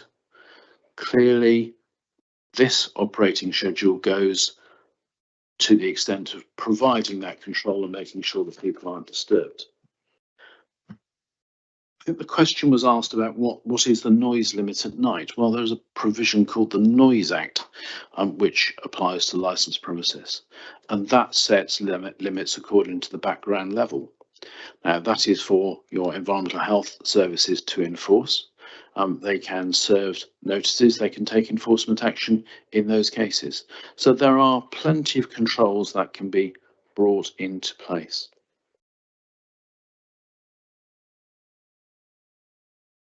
To turn to other issues that were raised on conditions, the question of cleaning outside the premises was mentioned, and the possibility that there might be glass that guide dogs, for instance, might cut themselves on. Well, in terms of the glass specifically, the conditions on page 42 eliminate that possibility because it prohibits glass from being used within the premises. So the idea that glass is going to be broken outside the premises, is that there are going to be bottles left on people's windows, that cannot happen because there will be no glassware. You were taken to a number of proposed conditions which might be seen to make the application acceptable. And the first of those was the concept of paying for a patrol around the area. That is something that I would suggest to you goes way beyond the remit of promoting the licensing objectives and is in some ways an inadequate and inappropriate condition to impose. Those that do patrols outside premises have very limited powers. Those essentially are the powers of observation and reporting to the police.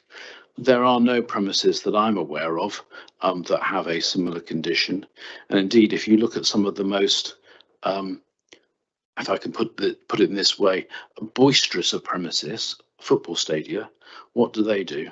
They actually engage special police services to monitor the external of the area. That would be way beyond the pale for any nightclub, I would suggest. And I make the point that this is not a nightclub. It's been mentioned that it is, but it is not. It is an event space and it is a food outlet. Suggestion was made about outside smoking and the consumption of alcohol. Well, those are dealt with already in the conditions that have been negotiated and discussed with Environment, Health and the police. I think it was referred to as a warm-up period. I think was meant to be a cool-down period. Again, that is referred to in the operating schedule.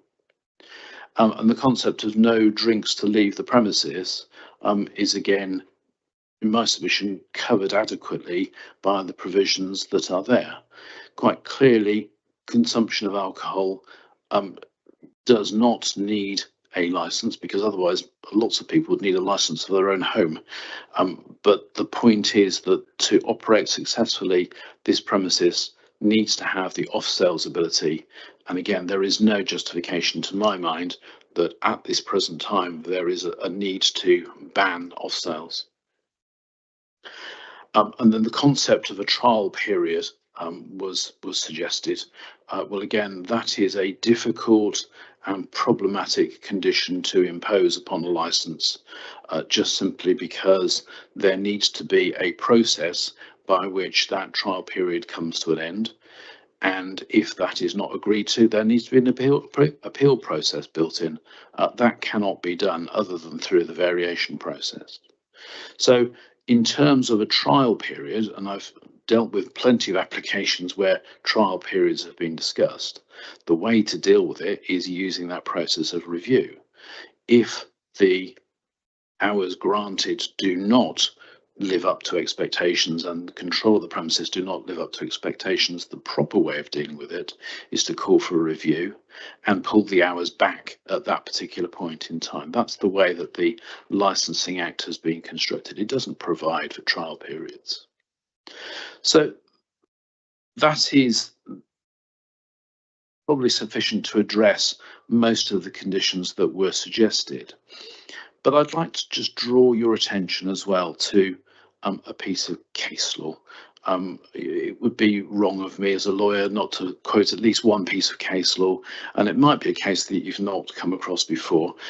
It's the Crown and the Ministry of Agriculture, Fisheries and Food ex parte Fidesa. It's a 1990 case which went to the European courts.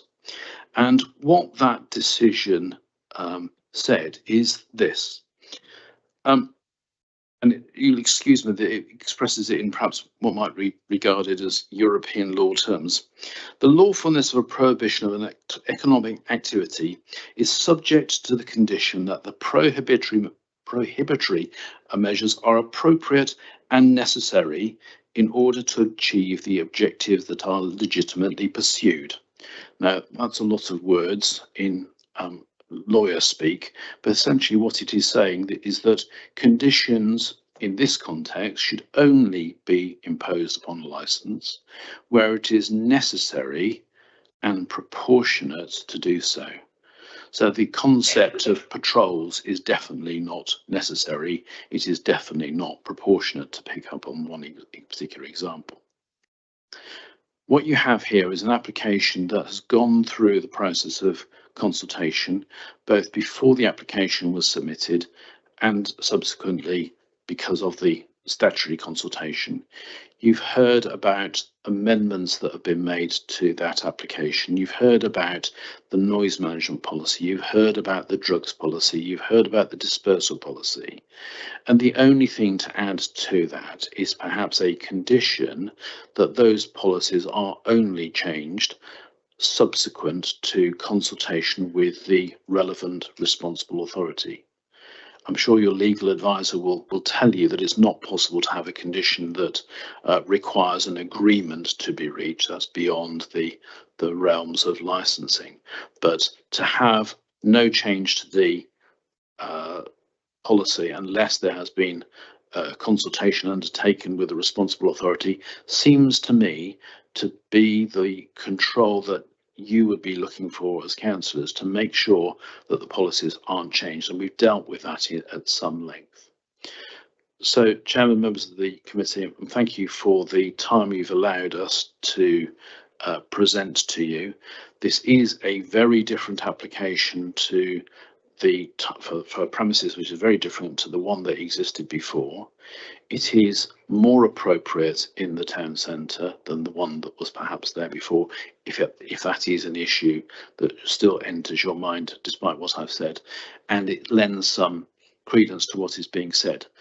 I make the final point that there is no wish here to cause any disturbance, any upset to those in the locality. And if you are willing to grant the licence in terms of what has been applied for, I'm sure my client would be more than happy to engage in a positive discussion with those in the area, and they just need to pick up the phone or knock on the door and come and speak to my client, who is a reasonable chap after all, and have that conversation. And if there are issues, resolve them. It's best done through talking. Chair, I'm grateful. Thank you. So, yes, we've now got a chance for members of the subcommittee to ask questions to Councillor Godfrey. Thank you. I'm grateful that last presentation answered a number of my points. However, Mr. Scott James gave a very telling presentation at the end of the representations from others, and in his written submission, pointed out the challenging position of the 50 or so homes within 60 metres of the outside space on this site. Now, you mentioned a couple of measures to restrict noise and disruption to those 100 or so neighbours. But do you think that's going to be adequate? How are you going to stop Mr. James from being disturbed when there are 50 or 100 people vaping and drinking in the bar in the open area at 2 o'clock in the morning?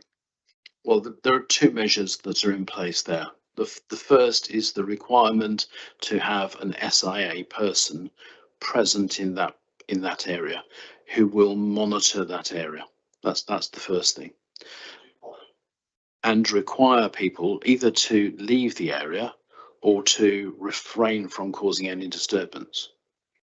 Now, the purpose of having an SIA, a Security Industry Authority person, is that they are empowered, if necessary, and I would hope that this never occurs, to physically require somebody to leave that area. So they are empowered to require patrons to leave. Now, 99.999% of the time, that of course, in most premises, I'm generalising perhaps, would be by negotiation, by discussion, and by, if I can put this politely with SIA staff, force of personality and their training. That's what they're trained to do. If people do not leave, then there are two provisions. Number one, they can be banned from the premises. And number two, they can, subject to the provisions of the Licensing Act, be required to leave. And if not, the police can be called and required to take action against those individuals. Now, that is the culmination of matters, but you'll be aware, I'm sure, of the provisions in the Licensing Act that it is an offence to leave, not to leave a licensed premises when directed to do so by a police officer. So there are a raft of proposals there. Now, I'm not going to be so trite as to say that no disturbance will ever occur, because nobody can promise that. That would be entirely impossible. It's like saying that no car will go through the town centre and not sound its horn after 11 o'clock at night. Someone somewhere is going to do it. But the important thing, and bearing in mind what I said about the Licensing Act not being the panacea for all ills, is what is the premises doing to uphold and to promote the licensing objectives? What we say is that the package that's put together meets that standard. It meets that standard quite adequately. Thank you. That is reassuring. However, the outside area is not licensable or licensed under this application, and therefore people would not be required under that the Licensing Act to leave. They may be forced to leave, but that would be a civil matter. It's not part of a licensed premises. It's not in the red line. So your suggestion is, I suggest, incorrect. Well, with respect, sorry, could I deal with that point? With respect, it is not within the licensable area. It is part of the premises. There is perhaps a fine point between the two. The licensable premises is that within which licensable activities can be conducted. The premises extends further than that. I'm sure I've met many SIAs at football stadiums. They would subtly draw that to a sensible conclusion. However, turning to your noise management plan, although I don't agree with Mr. James on the level of 40 decibels being a normal level in the middle of the city centre, you refer to the prevention as the objective as being prevention of excessive noise in the management plan. What do you consider excessive noise to be in that outside area? I think that's probably not a legal question, although I can certainly answer it in legal terms. But in terms of the Licensing Act, the test is, of course, whether it is a public nuisance. No, I did make a mistake. Whether it is a nuisance, that is the test. Whether it causes an unreasonable interference of somebody's reasonable use of their property. That is perhaps the test. I do apologise. I'm delving back into my years as an environmental health officer myself.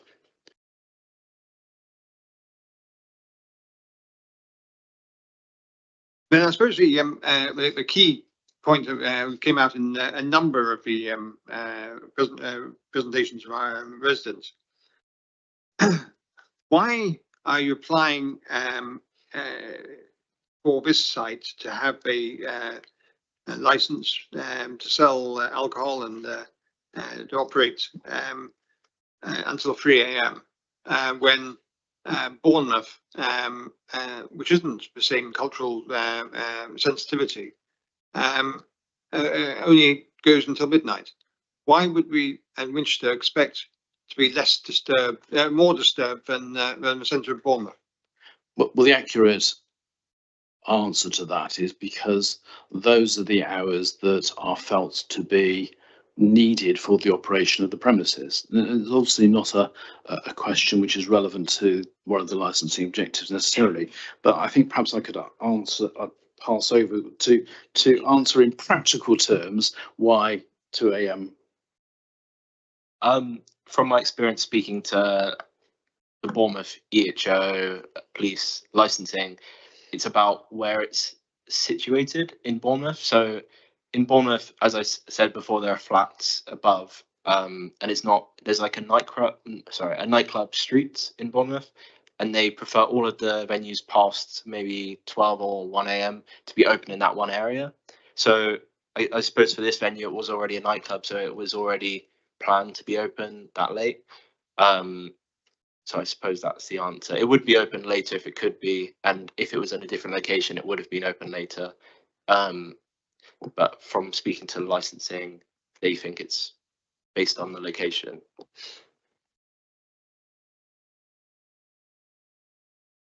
One of the other representations made about the noise of ventilation. I think we have a commitment that throughout the building, all the windows will be closed during the hours operation to prevent noise coming out from both music and the fun. What controls will be on the ventilation to prevent that becoming a noise impact and an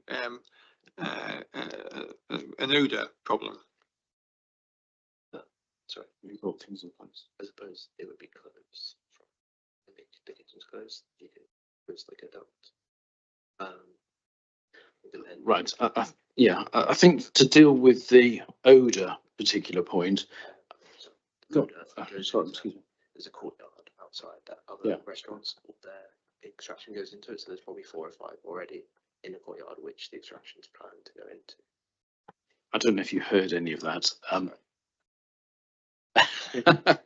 Do you want to just explain the way that? Yeah. So before you do so, the one thing that I obviously need to draw attention to is that the question of odour from cooking is perhaps not relevant to the licensing here if the kitchens are closing down at 10 o'clock, because of course one doesn't need a license to sell hot food or drink up until 11 o'clock, until 11 o'clock. But I'm sure Environmental Health have got something to say about that. But if you'd like to explain what the arrangements are. Yeah, so it might be helpful to know that the area which the extraction will be taken out to is in a courtyard, which all other commercial buildings back onto, other restaurants, and all of their extraction goes into that courtyard. So I think there's 4 or 5. I think there's maybe a fish and chip shop and some other commercial restaurants, and all of their extraction goes into that same area. So I suppose it'd be the same as with them, if that helps with the I'm not sure with the odor.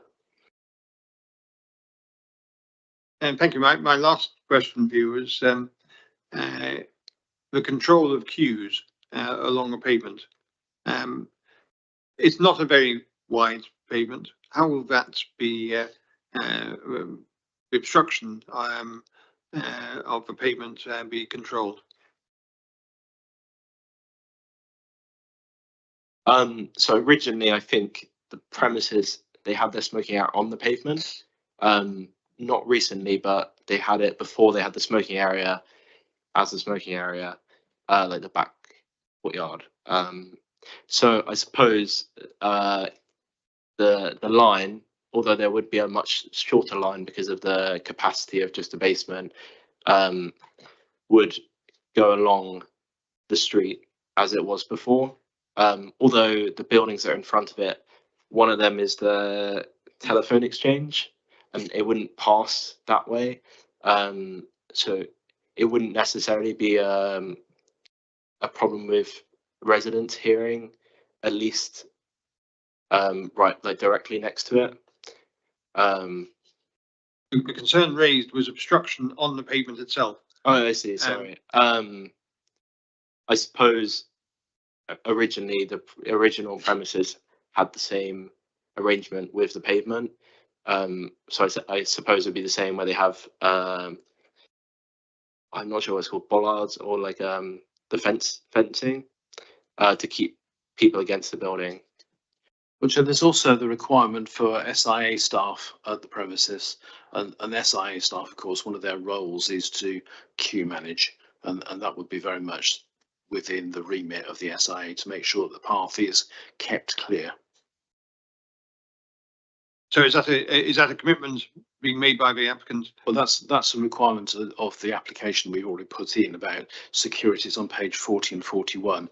There are whole provisions about SIA staff. So it's already been covered.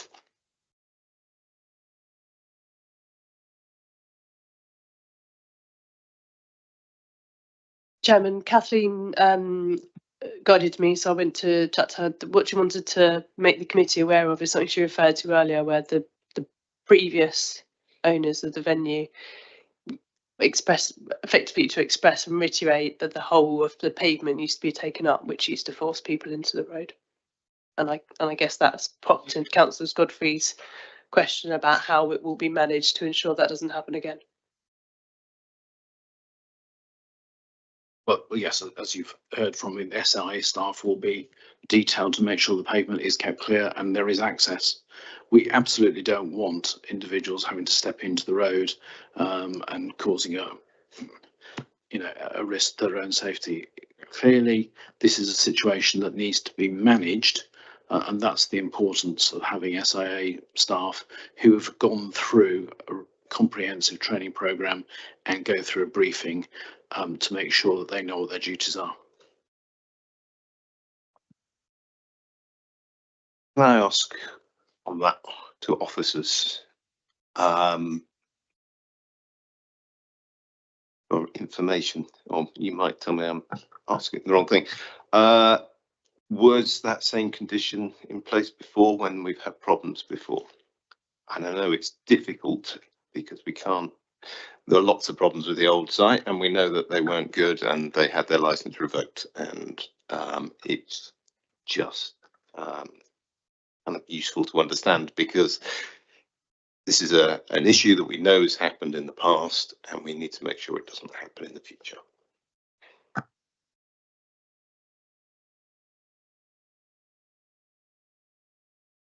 Chair, I can probably help your licensing officer because I've got a copy of the previous license here. And the requirement for SIA was this: 1, there shall be at least 2 SIA registered door staff on duty at weekends or when the premises are open after 1 AM. All door staff shall wear reflective jackets and name badges. There's no 2. That was the requirement. Compared to, I think it's probably about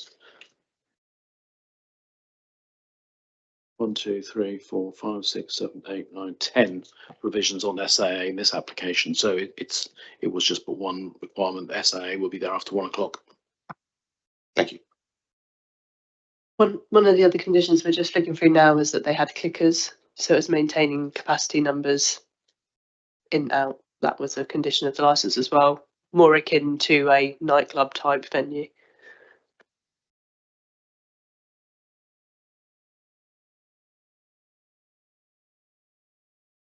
Actually, it might be a point of clarification to officers about conditions. I noticed that here within this application, it doesn't, although the SIA there's lots of clauses about it, there's nothing about pavement supervision specifically or the nature of that. Is that something we can look at or condition at all? Or is that out with this discussion? Members of the committee may add conditions where they think it's necessary to promote the licensing objectives. It has to be within the control of the licence holder or the applicant here today. There will always be, and we've had this in previous committees, where where is the line at the point of where it's no longer the responsibility of the owner of the premises or whoever's managing at that time, and when is it down to personal responsibility. There is an expectation from venues, when somebody leaves your door, it's not literally they leave your door and it's no longer your problem. There is an expectation that people are asked to leave and behave in a particular way. Having said that, as I said, and this venue in particular historically has been known for at what point is it the premises licence holder's personal responsibility to make sure that the people are conducting themselves in the right way, shall we say. I think there was a condition on the previous licence, we're just flicking through now. Specifically on queuing at this point. Not on queuing, I don't think. No. The people are, my opinion, and Sergeant can come in if he's wrong. If people are queuing for that venue that is licensed, there is an element of responsibility, and I'm sure the sister will also counter if he thinks I'm saying anything out of line. But there is an expectation that those people are queuing for your venue, so there is still an element of responsibility for those persons to make sure they are safe, because ultimately that is one of the 4 licensing objectives. These people have to be kept safe as well. It's not just a case of, well, you're not in our venue yet. It doesn't, again, there's still personal responsibility. So I think if you are considering a condition that relates to the queuing system or directly outside of the premises, that's something you perhaps need to consider wording and put forward to the applicant whilst you're in the committee meeting, or for you to leave, discuss with with your legal representative, and then come back to the applicant as a proposal. What we wouldn't want to do is add a condition that's completely something that they would oppose, and then you're in appeal period. So whether you want to choose to go out and come back and put it towards the applicant for their comments, that's up to you, or whether that's something you want to take a few minutes now. Jan, can I assist you with this? As you might imagine, doing licensing as I do, and having done for the last 30 plus years, I've come across this situation on plenty of times before. It is not within, in my submission, the remit and the power of a licensing authority to require that a pavement be managed by a licence holder or their SIA staff. However, what it is within the remit of a licensing authority to do is to say that the licence holder shall brief and require of the SIA staff to manage queuing. There is a slightly different nuance to the wording. On one hand, the one that I've said is prohibited is essentially you are saying you must manage the pavement. That is beyond the control of the licence holder. What is within the control of the licence holder is to direct its staff as to what it does. That would be the way around what it has been over, well, since 2005, a head-scratching conundrum about how responsibility lies in public areas. And would such a condition be acceptable to the applicant? Let me just explain that to my client. If you think that might.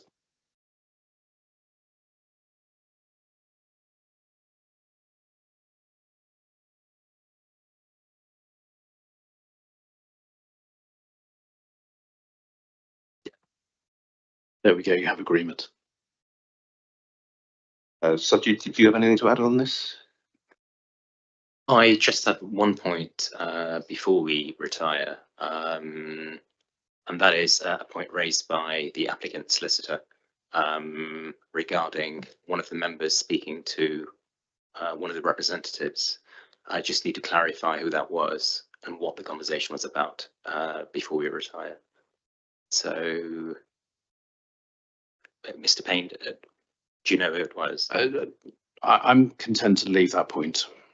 Okay, because I just want to avoid any sort of, assertion of bias or anything like that, just to clarify. Yeah, okay, thank you. Yeah. Right, so one thing I think we've agreed is we'll look at a condition for queuing. Yep. Okay. Expanding on that, and to pick up one of your points you made a moment ago about that the applicant is not responsible beyond the immediate area. Immediate area, that's an interesting phrase. Right, so I know I found in the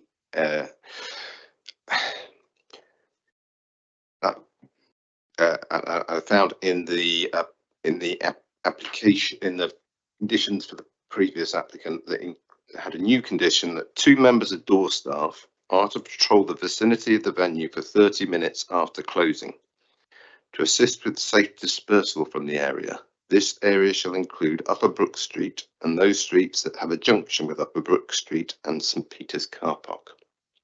Now that is appears to be, and I'll seek clarification from the officers at the moment, that appears to be a condition that we have put on, been able to put on licence holders previously. So would such a condition be considered by the applicant? Well, Chair, my view on that condition is that that's an unlawful condition.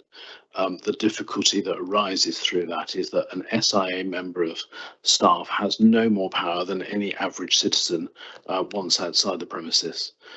They can require people to vacate a premises, but they cannot require somebody to move on, just as if one of your good selves was there and told somebody to move on at 1 o'clock in the morning, you could not do that either. What they can do is that they can offer guidance and assistance, is perhaps the phrase that is sometimes used to patrons who are leaving the premises, but that is about the extent of the power. To direct, for instance, that people leave the area, that is a power that is reserved to the police.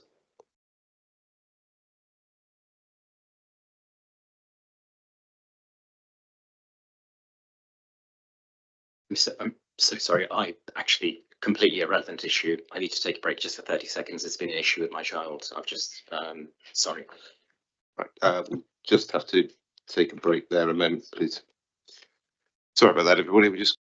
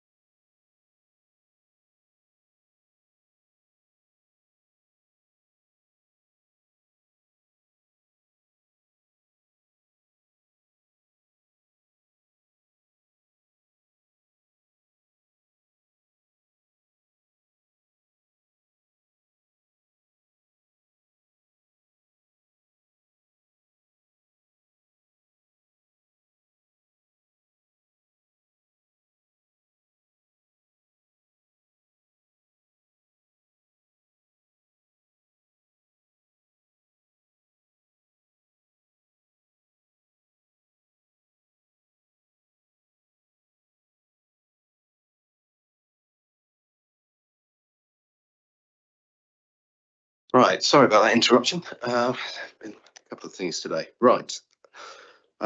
We were on we were thinking about lots of ideas, lots of things. You want to go on responsibilities? Response.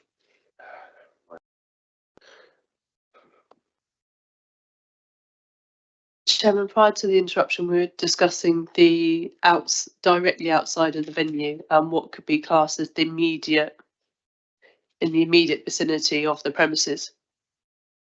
Thank you. Thank you. I lost it off my screen. That's why. Okay, so Sajid, we wanted your view on this. Obviously, we had a condition in the past where we put some more comprehensive requirements on the license holder. Yeah, so what's your view on how much we can ask to be done? I think, as my friend has already alluded to, it has to be, reasonable and proportionate to what we're trying to achieve, and that is essentially to uphold the licensing conditions. What specific condition? What were we trying to achieve? Is this regarding the immediate vicinity outside the premises and having more measures in place to manage that? So one of the most significant issues raised by residents is not what happens inside the venue, it's about the impact outside the venue. Yes. So we're looking for opportunities to see what is available to us to minimise the impact outside the venue.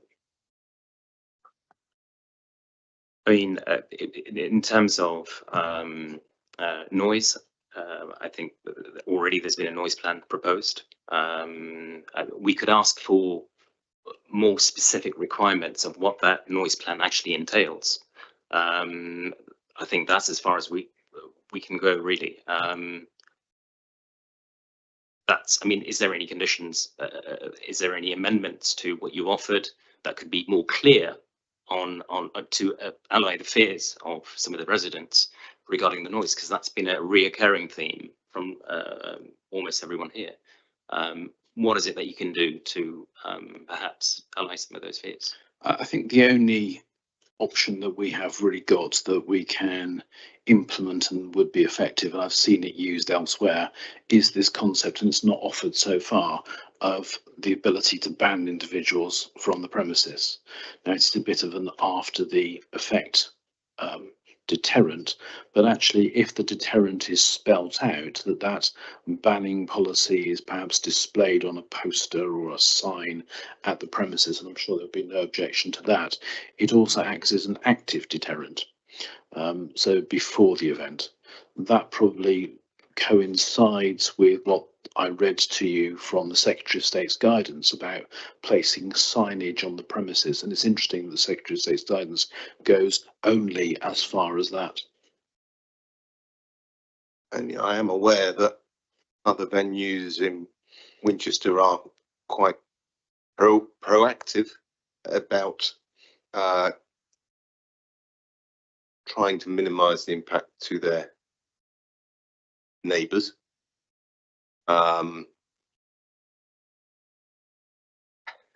So yeah, I guess I'm just seeking some assurances on that. So perhaps I could deal with it this way.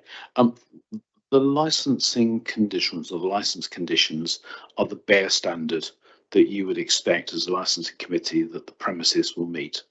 Doesn't mean that's all that they will do. Of course, the premises will do things beyond that. And if they come up with some other concept, some other idea that is effective, then yes, that's something that can be implemented. But it's a question really about whether you want to add a condition which, if it's not complied with, becomes a criminal offence. That's the point about conditions, is that if they're not complied with, they're a criminal offence. What you're looking for, I think, in your search here is for commitments from the premises to make sure, as far as it is able to do so, that those in the area are not disturbed. And that's an ongoing battle. There is no premises that's 100% got this right. It's horses for courses, to keep mixing metaphors. It's about making sure that the right controls are put in place. So I think in terms of what we would offer, certainly making sure that that banning policy is in place, making sure that residents have got a mechanism to report issues that can then be investigated by the premises to implement that banning, and to go that first step to make sure that there is a clear message sent out to customers of the premises that they do have to respect the needs and of those living in the area, and that they could be facing a ban and or potentially sanctions. Let's look at that and what that might entail if they cause disturbance to the area.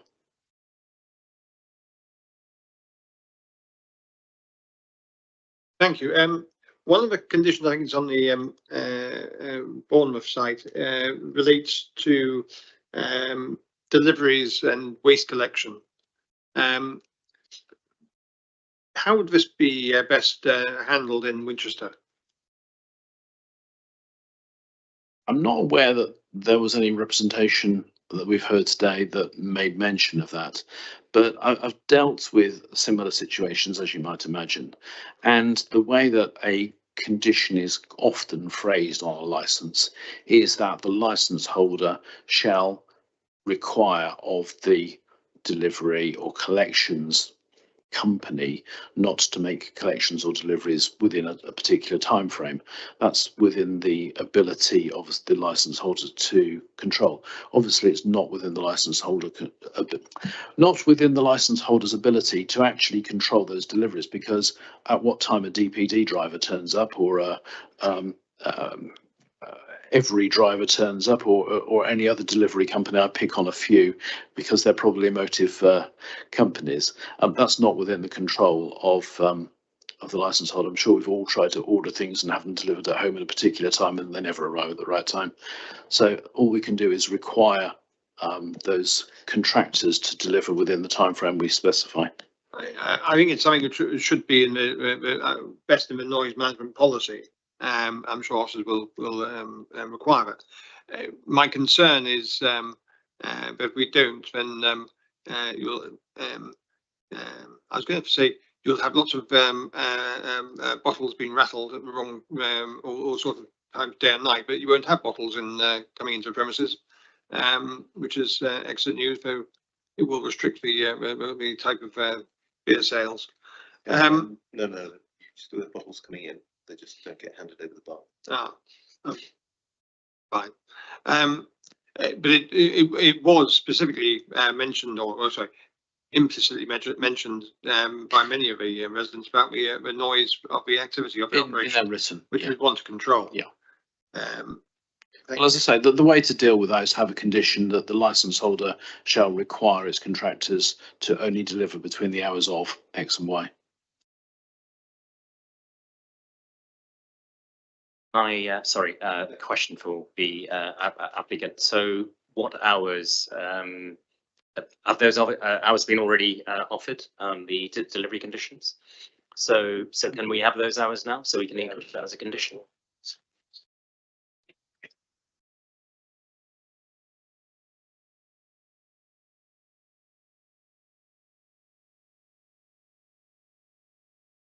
I'm told there's nothing in here at the moment. I mean, a normal. Let me just take instructions if you don't mind.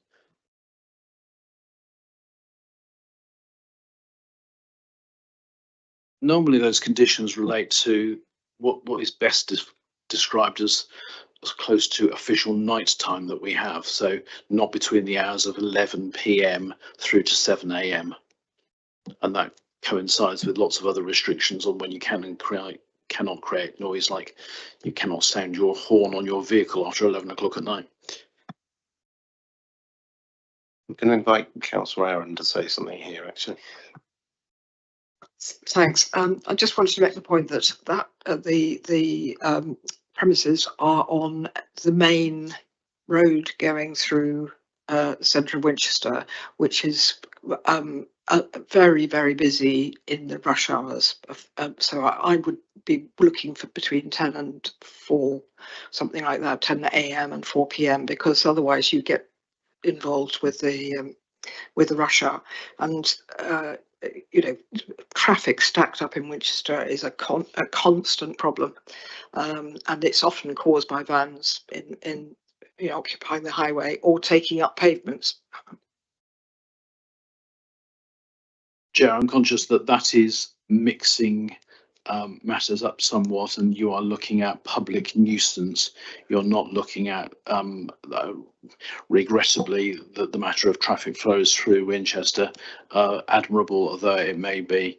I'm sure my client would want to try and make sure that deliveries and collections are done to cause minimum impact, but there is case law. I think it's the Countess, I can't remember the cases now, which basically says that in terms of delay in transport, that can only be a public nuisance where there's actual damage caused.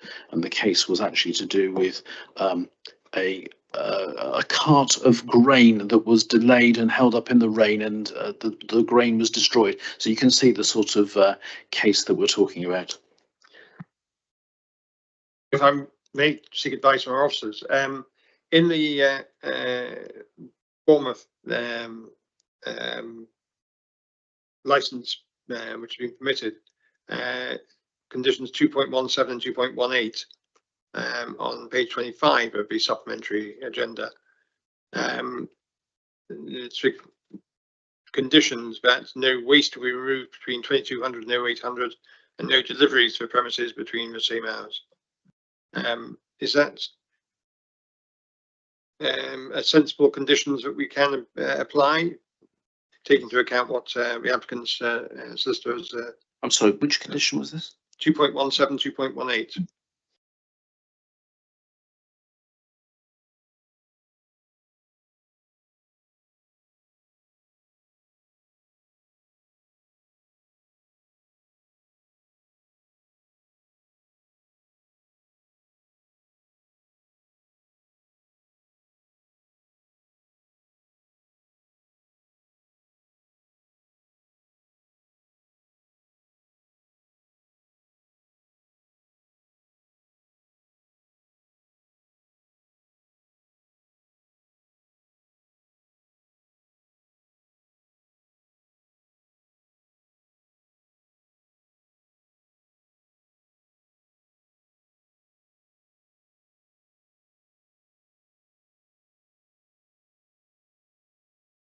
So, Chair, I'm not sure if you're waiting for me or officers, but my position is clear on this. The condition needs to be within the control of the licence holder. And as I've said, condition 2.18 quite clearly is not within the power of the licence holder to control. The only way that that could be modified would be, like I've suggested, to say that the delivery providers will be instructed not to deliver before, in this case, 8 o'clock in the morning and after 10 o'clock at night.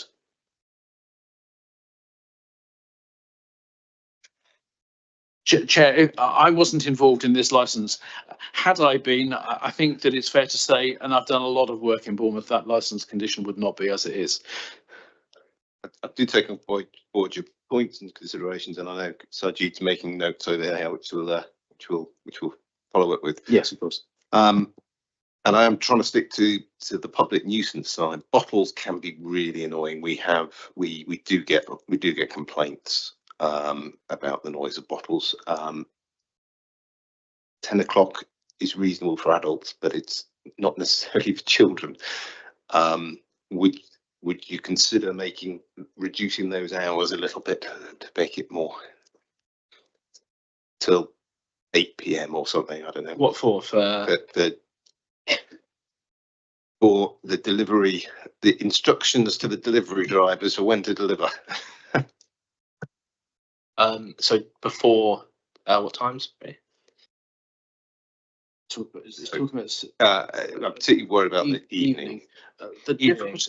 Yeah. Chair, let me just give you this slight issue, that if the internal venues are closing down at 10 o'clock at night, they will have material which they will need to dispose of. They cannot just be left out and about.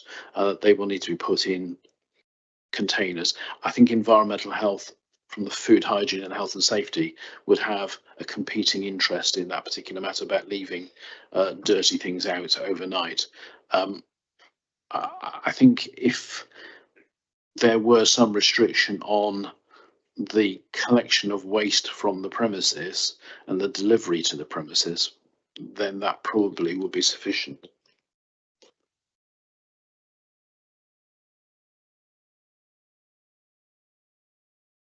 So just a point of clarity, so what was agreed so far, 11 PM to 7 AM in the morning? Yes.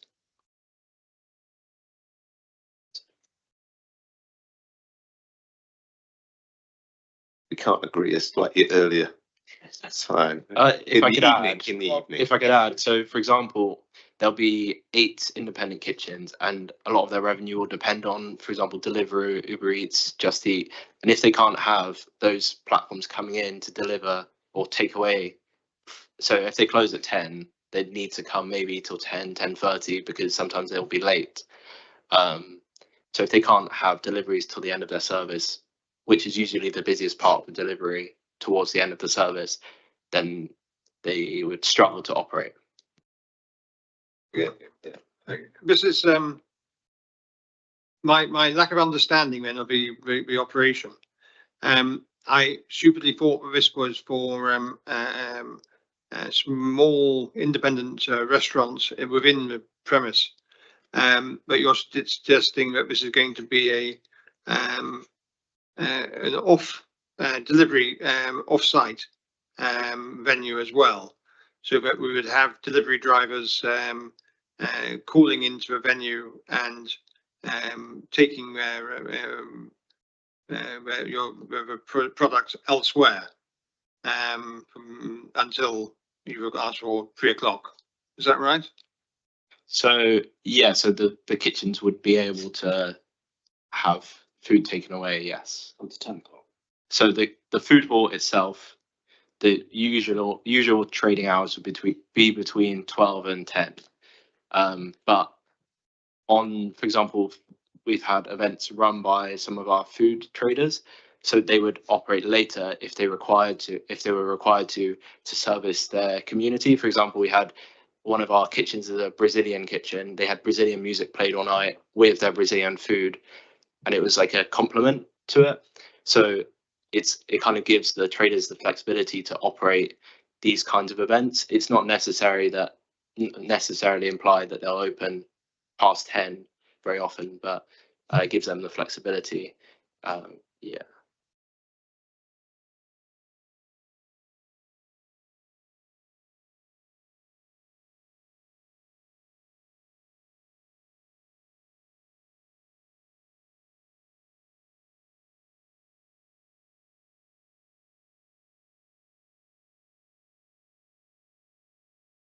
So question, I want to come back to the outside smoking and seating / smoking area, and particularly the public nuisance aspect of noise. And it's it's clear that there's conditions here that would say there wouldn't be music out there, and you'd have SIA staff there, and you've also explained that you'd have the power of sanction after the event. So were any of us here start to scream, we could be kicked out afterwards, but then we would all have to suffer from the interruption of the screaming. The issue that residents have on the street is not the way it's handled after the effect if it's happened, it's necessarily the fact it's happened in the first place and they've woken up due to the screaming. The question is, with the size and the extent of that outdoor seating area, you're almost inviting that thing to happen and then saying that the licensing conditions will suffice to punish it after the effect, or you'd ban someone. If they're inebriated and they're outside, that strikes me as quite difficult situation. It's a difficult balance, and I understand that whatever you have written down as a condition is we have to be fairly watertight on it, so I can understand your reluctance to step back on it. The question is on the viability of that seating area. Could it be just as viable at a smaller level, or just as a smoking area at a later point? Is there anything in the business model that makes it impossible to work without just a conventional small smoking area outside, which your SAA staff could manage? It seems we're being forced to accept those things as being intrinsically linked, but you can't have one without the other. Well, let me just deal with the SIA presence, and that is actually quite a significant deterrent, because you were talking about taking action after it's happened. Having an SIA person with their fluorescent tabard actually present in the area itself causes a calming influence and prevents that screaming, which we've already heard about. But in terms of the size of the area, I'm going to need to defer as to whether a smaller area would be viable. So obviously, I guess with each restaurant on the high street, if you don't have enough seating, it's not viable. So by my calculations, so there are, you can see 8 kitchens on the plan. So that's 8 independent businesses. Without that outside seating, you could only sufficiently, I guess, I don't know the word, but keep them alive with, you'd only be able to have 5 essentially without having May I the just seating quickly outside. point of clarification. So those all close at 10 o'clock, Yeah, correct? yeah. But then the same size of area would be accessible until 3 a.m. So that's the issue I'm asking, is the So it's viability past of 10, that. not in the day, the problem you're talking about. After bedtime, Yeah. if you have a large area, to refer to my clumsy kind of kitchen party analogy, if that's the kitchen and that's the party up to 3 a.m. and that your tabards and your fluorescent tabards is the sanction after the event, I don't think they'll give reassurance. Whereas if that area was more controlled after 10 a.m., the question is that control after 10 p.m. Sorry, is that viable, or is that non-viable? Presumably there's nothing in your business model that needs it to be so extensive. Would you suggest having the smoking area on the street instead of having it in the back area? It could still be in that area, but it could Yeah. be smaller with less seating area, so it's less of an inviting area. So there's a very big difference between a smoking area, say at an airport, where you're put into a box surrounded by cigarette smoke, and a kind of a larger social area like a beer garden. So if you have a beer garden accessible to 3 a.m., that from a noise perspective, such as the gentleman in the background, his concern is the noise, not the sanctions after the event. It's the fact that the interruption has happened.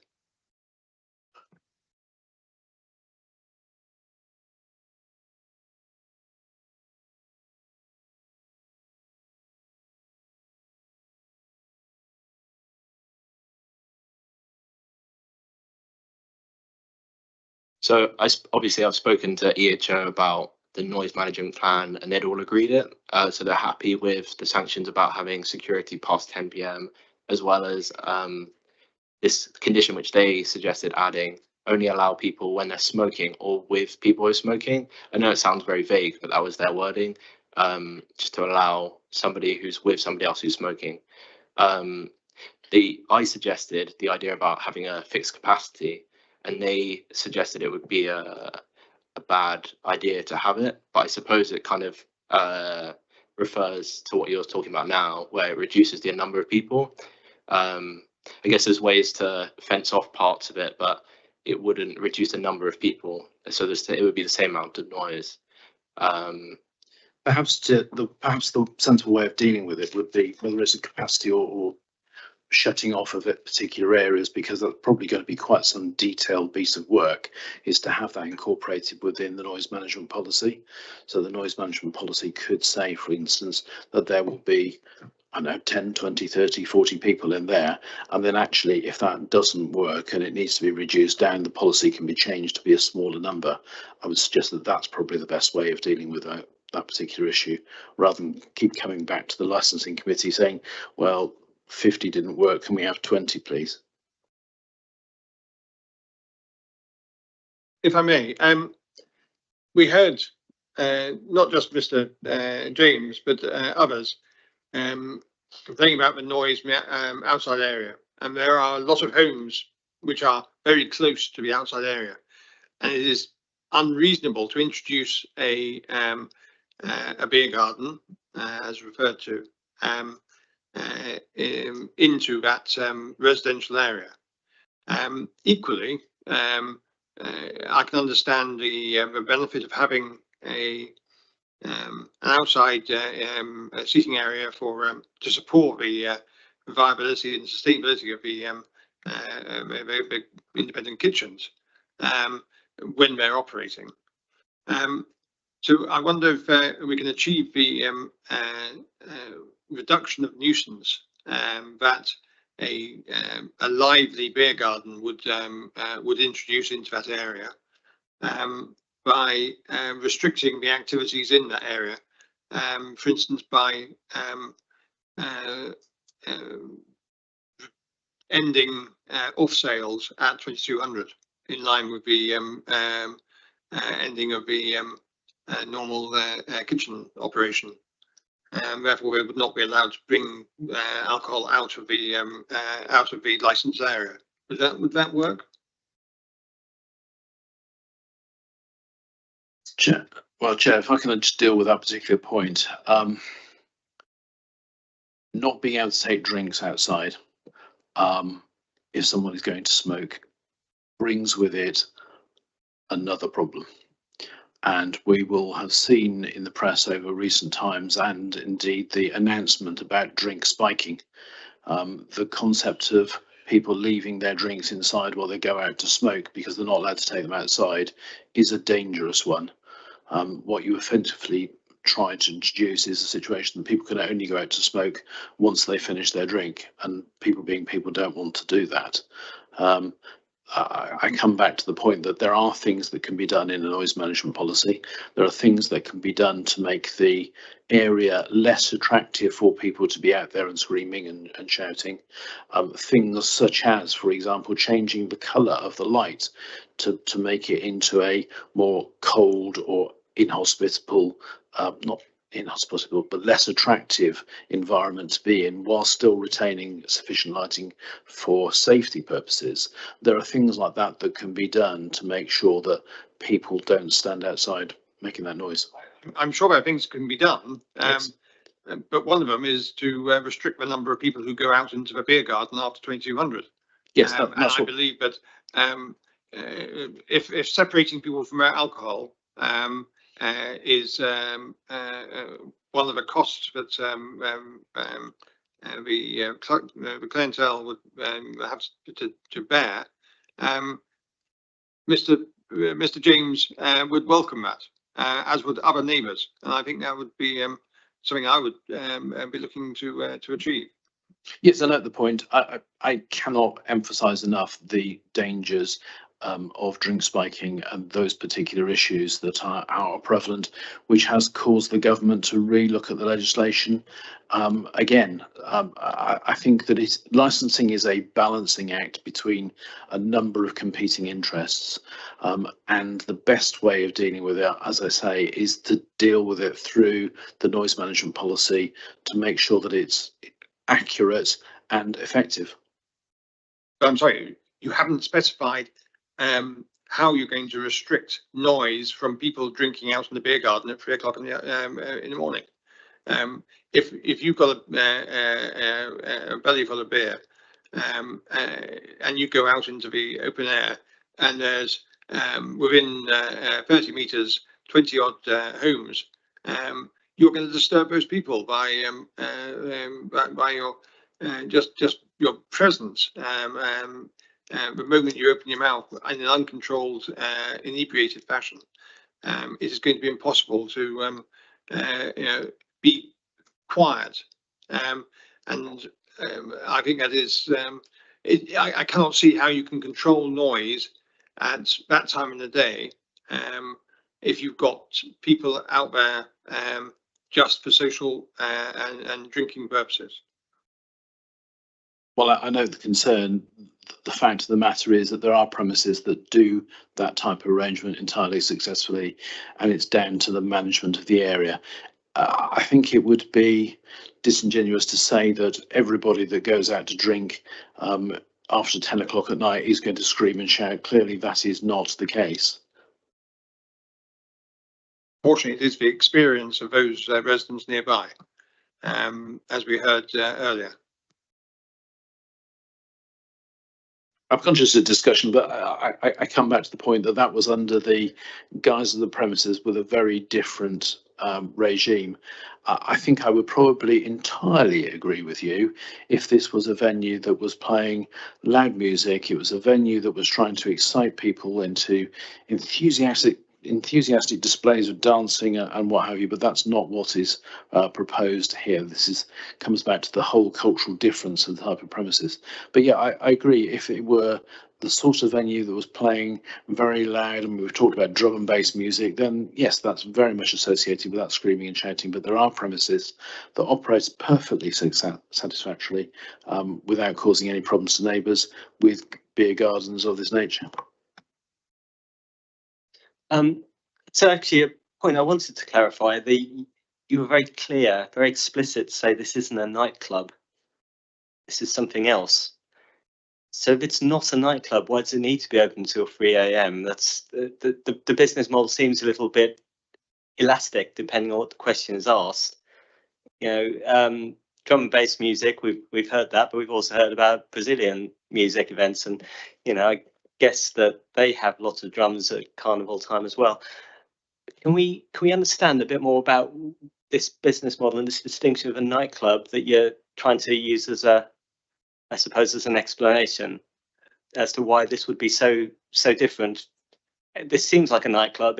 It's quacking like a duck and walking like a duck and staying up late like a duck. Well, Chair, I'm conscious that nightclub has a particular definition, and it's probably better just to explain a little bit more about the genre of music and mode of operation. I suppose, have you heard of New Century in Manchester? Or there are lots of other food halls similar to this where they have an event space or multiple event spaces which they'll hire out to event organizer companies,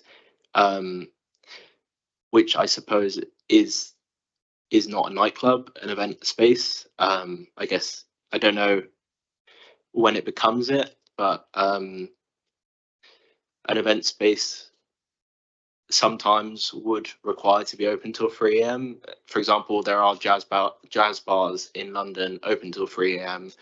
And they do live music, and that I wouldn't class that as a nightclub. Yeah, I'm not sure if I know it's very difficult, like to understand or to explain the difference between an event space or a venue, like a music venue. For example, the O2, I guess, in London, you wouldn't say that's a nightclub. Because they run singular events. Maybe they run one every day, maybe even multiple a day, but they're not a nightclub, even though they can open till probably 6 or something in the morning. I suppose a nightclub is just something that runs their own DJs and they run the same night every week, like Vodka used to run. And yeah, I suppose it brings the same crowd, probably a bad crowd that come to nightclubs, compared to one that comes to event organizers' events. For example, in Bournemouth, pretty much all of our events are run by university students. So it gives them a space to either learn to DJ, perform their own music. Maybe in Bournemouth, there's lots of art students, so they perform a lot, do fundraisers. There's so many different types of events, and you wouldn't do those in a nightclub. Yeah, I don't know if that helps, but. Actually, I think that is a useful clarification. I think the point I was making in some ways is that business model seems successfully to operate in Bournemouth to 12 o'clock. And the question is, if this is a different place that you mentioned earlier, I think that here, because it had been open till 3 o'clock, then that sort of justified it opening till 3 o'clock again. Whereas the viability of it seems to work quite well in another one of your venues until 12. So I would say personally it's very limited in Bournemouth. So the reason to come here, the reason to look for other venues is because of that limitation, because lots of these other venues that run more successfully are run from doing later night events, doing events that aren't cut off. A lot of people only start their night at maybe 10 or 11. So even though it's still running an event, they'd prefer it to be later. And we do have lots of 10s licenses in Bournemouth. We've had about 15 over the last year and a half, and they've all run successfully. And we do plan to extend the license. It's just a matter of time, keeping everybody happy, and yeah. So this is an important issue. Mr. James, I understand. Did you want to make another comment? Can you come up to the table, please?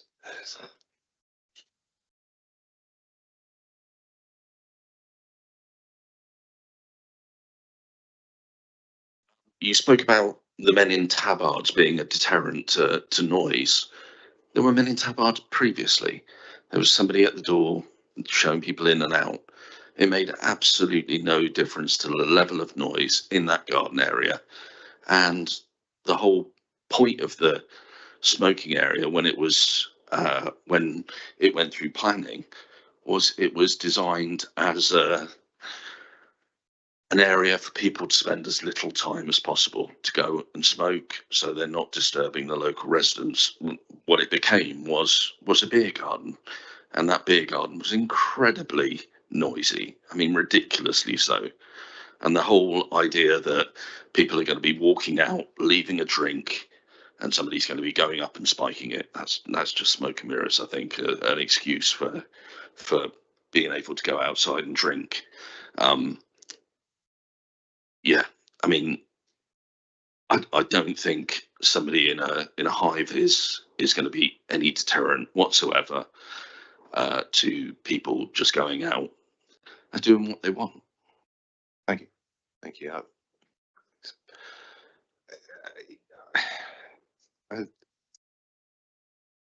Do we, and this is a question for the officers, do we have any other venues in Winchester that are open until 3 AM?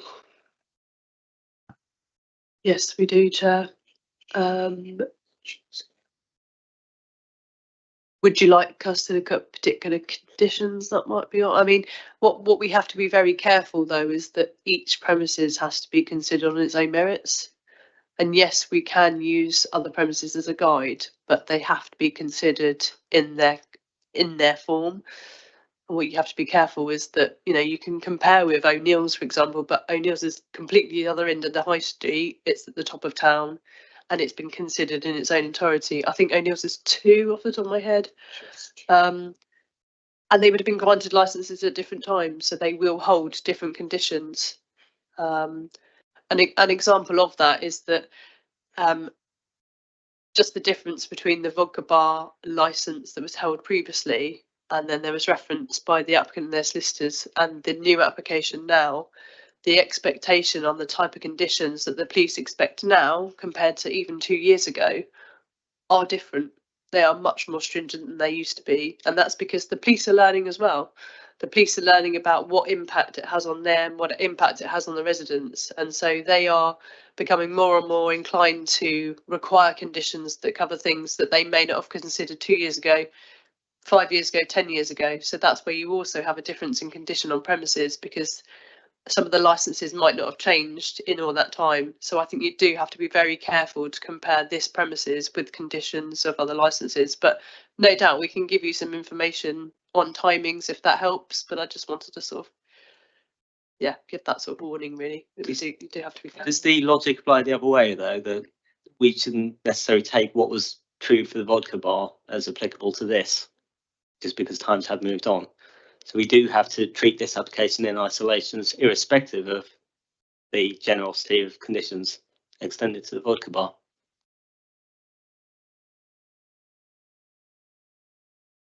This application is for the same premises that has been previously licensed.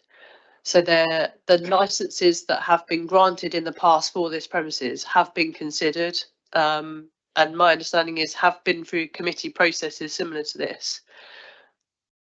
This is a different management.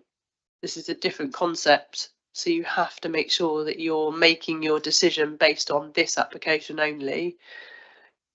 Yes, the residents are have been affected in the past. They've made their representations as other persons in light of what they, you know, the impact that they've had on them in the past. And the licensing objectives do refer to prevention, but equally it has to be necessary and it has to be proportionate to this application that you've got in front of you. I don't know if Sarge's got anything more to say on that. And just to add to that particular point, and especially for the applicant's attention, there is no mention in the application regarding food deliveries. So throughout the consultation period, no one's raised an objection to that because there's no mention of it. So that is something that the panel will have to take that into consideration as well. But otherwise, yes, I agree entirely with what Carol has already said. I'm not sure. I don't feel restricted by what license was provided for the vodka bar historically, because clearly it didn't work. Those restrictions were left a nuisance and a crime problem along neighbouring streets, which we have heard about today in through the other representations. So I'm not sure that what was permitted previously would be relevant, and so we ought to be starting from, as the chairman said, from a clean sheet.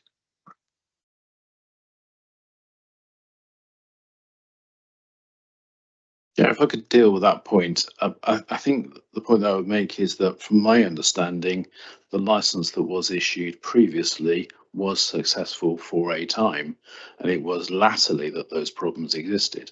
But let me come back to this question of the smoking area to see whether this gives you some sense of comfort and ability to resolve the question about the use of the external area. I've just taken instructions and there would be agreement to reduce the size of that external area after 10 o'clock at night by essentially forming a temporary barrier. And if you have your plan in front of you and you draw a line from the corner of bar 3, which is on the ground floor plan, you'll see there's on the left hand side a pink blob, which is bar 3. If you were to draw a line from the corner, the left hand corner of that bar downwards past the 3 tables, going between table from the right 1 and 2, and then down to the 2 tables at the bottom, we would be content to put a temporary screen up there after 10 o'clock at night, thus restricting the area to which patrons can attend to the area closer into the building and further away from the neighbours. I hope that that would be something that would find favour with you and might deal with the concerns that you have. Thank you for putting that forward. Roughly how many, it's difficult to tell from the plan. So roughly how many people would that be able to, would that leave seating for? By the looks of it, it's about 15 people, maybe 20 at the most seated. It's a big reduction from 100 or around 80 to 100. I would say probably 15 seated as most of you could get in there, because you wouldn't be able to use those. Yeah.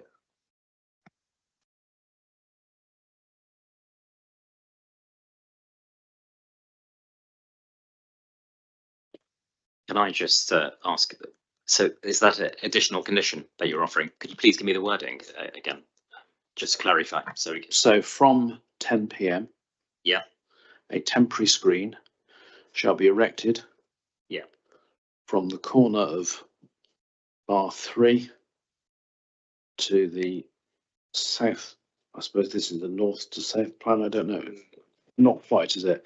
From the corner of bar 3. I think I can probably suggest the better way of wording it would be that the temporary screen shall be erected in accordance with the approved plan. And what we'll do is we'll provide you with a plan which will show on it, just as I've drawn here. I can draw on another copy if you want, the location of that screen. That then makes it much easier to interpret. As I say, sometimes a picture is worth 1,000 words. Thank you.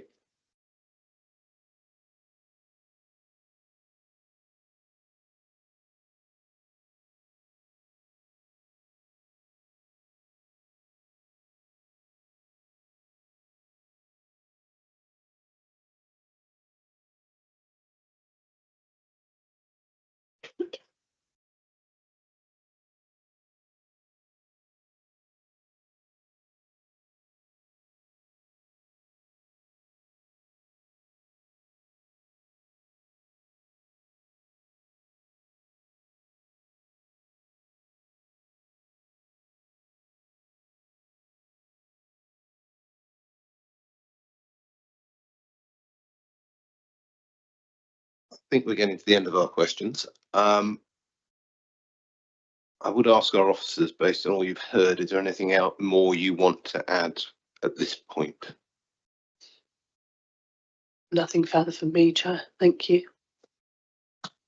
I'd just like some clarity again on the queue restriction. We alluded to that, but I don't remember the wording. It was very. So the licence holder shall instruct its door staff team in the maintenance of the queue management is probably the easiest way of putting it. Okay, thank you.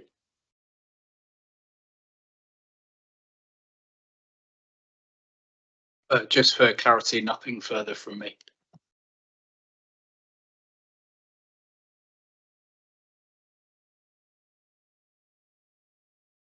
Right. So at this point, I think we've run out of questions for you. So the subcommittee will retire to consider the application in private with only the head of legal services representative and committee administrator in attendance. The committee will reach its determination and notify the applicant of the decision in accordance with regulations 26 to 29 of the Licensing Act 2003, hearings regulations 2005. So given that there's fewer of us than there are of you, we will relocate to another room to review and come back with our recommendation. Thank you.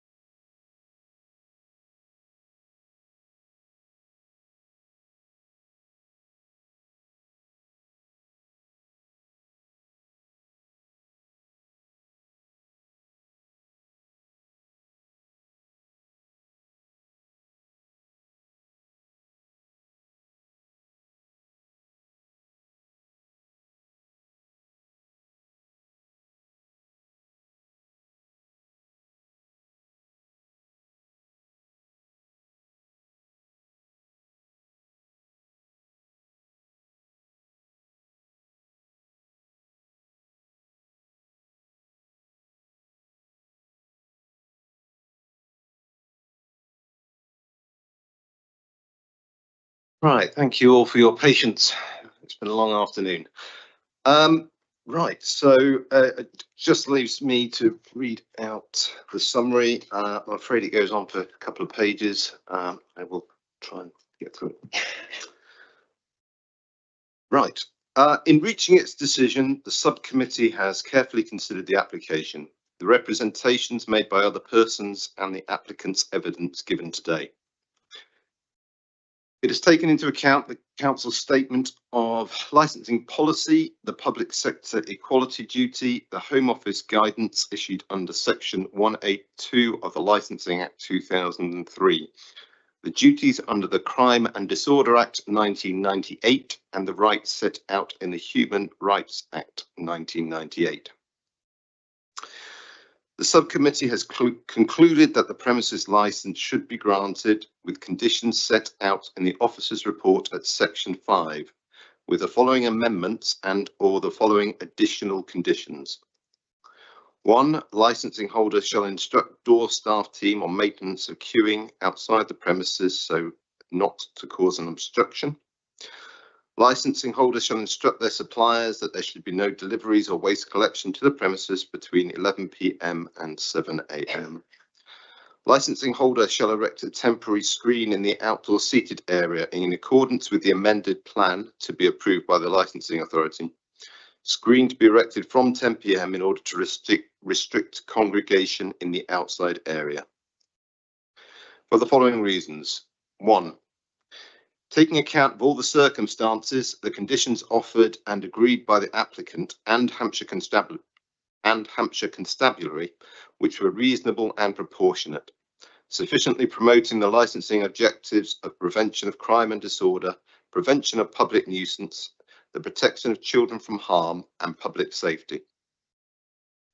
The panel was sympathetic to the objections raised by the 19 residents, 9 of which were made written and oral representations that were carefully considered today.